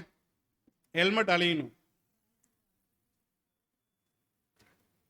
ஏன் முக்கியம்னா போலீஸ் ஃபைன் போடுவாங்க, அதனால கட்டாயம் ஹெல்மெட்டு அணிந்து போகணும்.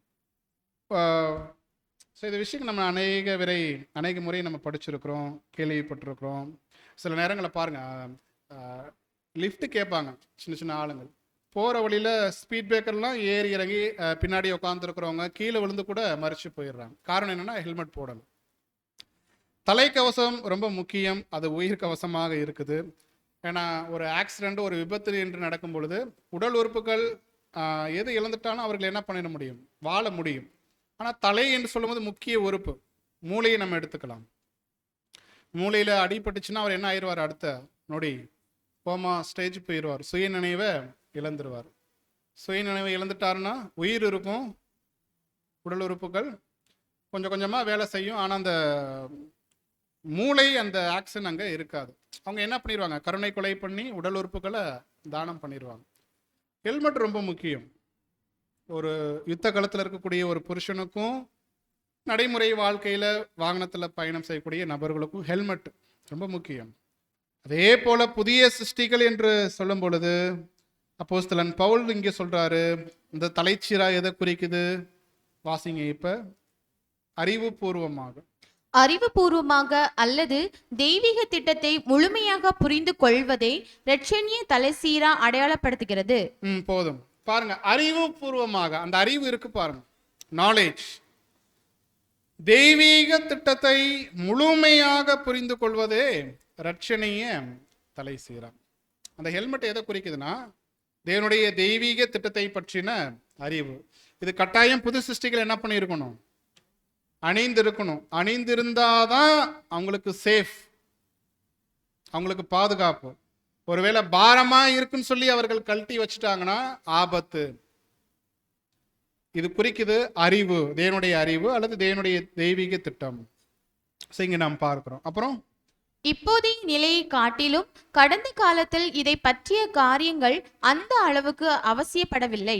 ஆனால் சாத்தான் மிக ஆவேசமாக சத்தியத்தை எதிர்த்து சகலத்தையும் விஞ்ஞான ரீதியாகவும் அழிவுக்குரிய ஆயுதங்களாகிய உலக ஞானத்தின் கல்வி அறிவுக்கு திசை திருப்பி கொண்டிருக்கும் இக்காலத்தில் இந்த தலைச்சீரா மிக அவசியமாக இருக்கிறது. மேலும் இக்காலத்தில், அதாவது இந்த நேரத்தில், மிக தாழ்மையுள்ள கிறிஸ்தவ போர் வீரர்கள் மட்டுமே அணிந்து கொள்ளும்படிக்கு இந்த தலைச்சீரா வடிவமைக்கப்பட்டிருக்கிறது.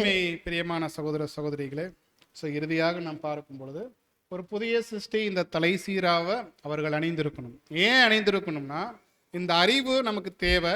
இந்த அறிவு இருந்தாதான் நாம இந்த பூமியில உயிர் வாழ முடியும் பாதுகாப்பாக. ஒருவேளை இந்த தலைச்சீராவை நம்ம கழட்டி வச்சுட்டோம்னா அடுத்து என்ன நடக்கும் தெரியுங்களா? எதிரியினுடைய தாக்குதல். எதிரி நம்மளை எப்படி தாக்குறாரு தெரியுங்களா? எப்படி தாக்குறாரு? சரி, முதல்ல நம்முடைய எதிரி யாரு நீங்க கவனிக்கிறது பார்த்தா எனக்கே ஆச்சரியமா, அவ்வளவுதான் பாட முடிய போகுது. ஸோ நம்முடைய எதிரி யாருன்னு பார்த்துட்டீங்கன்னா சாத்தான். அவர் எப்படி நம்மளை தாக்குறாரு? சிந்தனையில தாக்குறாரு. சிந்தனையில ஒரு தவறான சிந்தையை அவர் விதைக்கிறார். ஒரு புதிய சிருஷ்டி அவர் அந்த ஹெல்மெட்டை அணிஞ்சிருந்தாருன்னா கண்டிப்பா அவருக்கு பாதுகாப்பு. அந்த ஹெல்மெட்டை கழட்டி வச்சுட்டாருன்னா, தலைக்கவசத்தை கழட்டி வச்சுட்டாருன்னா அவருக்கு என்ன ஆயிருங்க? பிரச்சனை தான். அந்த ஹெல்மெட் எதை குறிக்குன்னு சொன்னோம்? தேவனுடைய வார்த்தை, அறிவு, தேவனுடைய தெய்வீக திட்டத்தை முழுமையாக புரிந்து கொள்றது. இது தியானிச்சுக்கிட்டே இருக்கணும். தேவனுடைய வார்த்தைகளை தியானிக்கிறத நம்ம மறந்துட்டோம்னா, தேவனுடைய அறிவை பெற்றுக்கொள்வதில் நம்ம நிப்பாட்டிட்டோம்னா சாத்தானுடைய தாக்குதலுக்கு நம்ம உள்ளாகுவோம். சாத்தானுடைய சிந்தையை தாக்குனாருன்னா கண்டிப்பாக நம்மளால் ஒன்றுமே செய்ய முடியாது. ஆவிக்குரிய விதத்தில் பிணத்தை போல தான் இருப்போம். முன்னாடியே சொன்ன மாதிரி சபைக்கு வருவோம் போவோம், வருவோம் போவோம், இதுதான் நம்ம மத்தியில் காணப்படும்.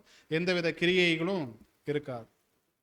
ஸோ ஆவிக்குரிய விதத்தில் ஒரு பேருக்கு ஒரு புது சிருஷ்டிகளாக அவர்கள் சபைக்கு வந்துட்டு கடந்து போயிட்டு இருப்பாங்க. பாருங்க, கடந்த காலத்தை விட இந்த காலத்துல ஏன் இது ரொம்ப அவசியமா இருக்குன்னா, ஸோ ரசூலுடைய எழுத்துக்களை பார்க்கும்போது சாத்தான் மிக ஆவேசமாக சத்தியத்தை எதிர்த்து சகலத்தையும் விஞ்ஞான ரீதியாகவும் அழிவுக்குரிய ஆயுதங்களாகிய உலக ஞானத்தின் கல்வி அறிவுக்கு திசை திருப்பி கொண்டிருக்கும் இக்காலத்தில் இந்த தலைச்சீரா மிக அவசியம். அவருடைய நாட்கள் விஞ்ஞானம் அறிவு ரொம்ப பெருகி இருந்தது. உதாரணத்துக்கு நீங்கள் பார்த்துட்டிங்கன்னா, ஸோ ரசூலுடைய நாட்களில் அநேக விஞ்ஞானங்கள் ஆராய்ச்சிகள் நடந்தது. அவர் இருந்த நாட்களில் சார்லஸ் டார்வின் அவருடைய கொள்கை அவருடைய கோட்பாடு அங்கே காணப்பட்டது. அப்புறம் டெஸ்லா அவங்களுடைய கண்டுபிடிப்புகள் அங்கே இருந்தது. தாமஸ் ஆல்வா எடிசன், அப்புறம் மேற்கத்திய நாடுகள் பார்த்துட்டிங்கன்னா மார்க்கோனி. அவர் இருந்த நாட்களில் முன்னும் பின்னும் அநேக விஞ்ஞான ரீதியில் உலகத்தின் கல்வி அறிவு ரொம்ப உயர்ந்து காணப்பட்டது. இங்கே தான் பிரச்சனையே. அதான் அவர் சொல்கிறாரு, இந்த தாழ்மை உள்ள வீரர்கள், விசுவாச வீரர்கள் மாத்திரம் இது அணிஞ்சிருந்தால் மாத்திரம் அவங்க சேஃப். ஏன்னா டார்வினுடைய அந்த பரிமாண கொள்கை பெரிய மாற்றத்தை ஏற்படுத்தினது அன்றைய நாட்கள். ஸோ ரசல் ரொம்ப இந்த விஷயங்களை ரொம்ப கவனித்து அதற்கான போதனைகளை ரொம்ப கடுமையாகவே அங்கே முன்வைத்தான். ஒருத்தர் டார்வினுடைய கொள்கையை அவர் ஏற்றுக்கொள்கிறார்னா என்ன அர்த்தம்? தேவன் ஒருத்தர் இல்லை, தேவன் மனுஷனை சிருஷ்டிக்கல, மனுஷன் பாவத்தில் விழுந்த மனுஷனை மீட்பதற்கு தன்னுடைய குமாரன் இந்த பூமிக்கு வரல, நமக்கும் மீட்பு இல்லை. ஸோ இவ்வளோ சத்தியங்கள் அங்கே அடிபடுது. பல கிறிஸ்தவர்கள் நம்பினாங்க டார்வினுடைய கொள்கையை. அதான் அவர் சொல்றாரு, சாத்தான் மிக ஆவேசமாக சத்தியத்தை எதிர்த்து கொண்டு விஞ்ஞான ரீதியாக அழிவுக்குரிய ஆயுதங்களாகிய, ஸோ முதலாம் உலகப் போர் அப்போ இருந்த அந்த அழிவுக்குரிய ஆயுதங்கள், இது மாதிரி இருக்கக்கூடிய சமயங்களில் புதிய சிருஷ்டிகள் இந்த தலைச்சீர் அவங்க அணிந்திருக்க வேண்டிய அவசியத்தை ஸோ ரசல் உங்களுக்கு முன்வைத்தாங்க. பல நேரங்களில் நம்ம ஸோ ரசலுடைய வார்த்தைகளை மெச்சிக்கொள்வதற்கு அதான் காரணம். இன்னைக்கு இந்த உலக விஞ்ஞானிகள், அறிஞர்கள் பாடப்புத்தகங்களில் இருக்கிறாங்க. இவங்க அவங்களுடைய நேரத்தை, அவங்களுடைய பணத்தை, அவங்களுடைய ஆரோக்கியத்தை, அவங்களுடைய செல்வத்தை உலக அறிவுக்காக, உலக ஞானத்துக்காக, பேருக்காக, புகழுக்காக பயன்படுத்தினாங்க. ஆனால் 7ஆம் தூதன் அவரை நீங்கள் கவனித்து பார்த்தீங்கன்னா, அவருடைய நேரம், அவருடைய ஆரோக்கியம், அவருடைய செல்வம், செல்வாக்கு, இவைகள் அனைத்தையுமே வேதத்தை கண்டுபிடிச்சு, வேதத்தில் உள்ள மறைபொருள்களை கண்டுபிடித்து தேவனுடைய தெய்வீக திட்டத்தை நமக்கு வெளிப்படுத்தி காண்பிச்சார். இன்றைய வரைக்கும் அவருடைய வார்த்தைகள் தான் நம்ம கேட்டு பயனடைஞ்சு கொண்டிருக்கிறோம். ஸோ இது நம்ம கவனம் கொடுக்கக்கூடிய விஷயங்கள். ஸோ அவருடைய வார்த்தைகள் நமக்கு அங்கே கிடைக்கப்பெற்ற வார்த்தைகள் தேவனுடைய வார்த்தைகளுடைய வெளிச்சமாக அனுபவத்தில் அநேக வார்த்தைகள் அவங்க எழுதியிருக்கிறாங்க. இப்போ இதை நம்ம கவனிக்கணும். இந்த தலைச்சீரா இந்த கடைசி நாட்களில் சுவிசேஷ யுகத்தில் வேதத்தை குறித்து தியானிக்கக்கூடிய இந்த காரியங்களில் எந்த அளவுக்கு நம்ம கவனம் உள்ளவர்களாக இருக்கும். பாடம் நிறைவு பெற்றது. சங்கீதம் 1-2 வாசித்து நாம் பாடத்தை நிறைவு செய்வோம். கர்த்தருடைய வேதத்தில் பிரியமாயிருந்து இரவும் பகலும் அவருடைய வேதத்தில் தியானமாயிருக்கிற மனுஷன் பாக்கியவான். ஆமாம் பிரியமானவர்களே, கர்த்தருடைய வேதத்தில் பிரியமாய் இருந்து நீங்களும் நானும் இரவும் பகலும் அவருடைய வார்த்தையை தியானிக்கணும். அதற்கு ஏற்ற கிரியை நம்முடைய வாழ்க்கையில் காணப்படணும். அப்படி செஞ்சோம்னா நீங்களும் நானும் பாக்கியவான்களாக காணப்படுவோம். கேட்டுட்ட இந்த ஒரு வார்த்தைகளுக்கு இணங்க நம்முடைய வாழ்க்கை நாம் வாழ்வதற்கு தேவன் தாமே இன்னும் அதிகமாக அவருடைய வார்த்தைகளையும் அவருடைய ஆவியையும் தந்து நம்மை வழிநடத்துவாராக. பொறுமையோடு கேட்டவங்கள் அனைவரையும் தேவன் தாமே ஆசீர்வதிப்பாராக. ஆமீன்.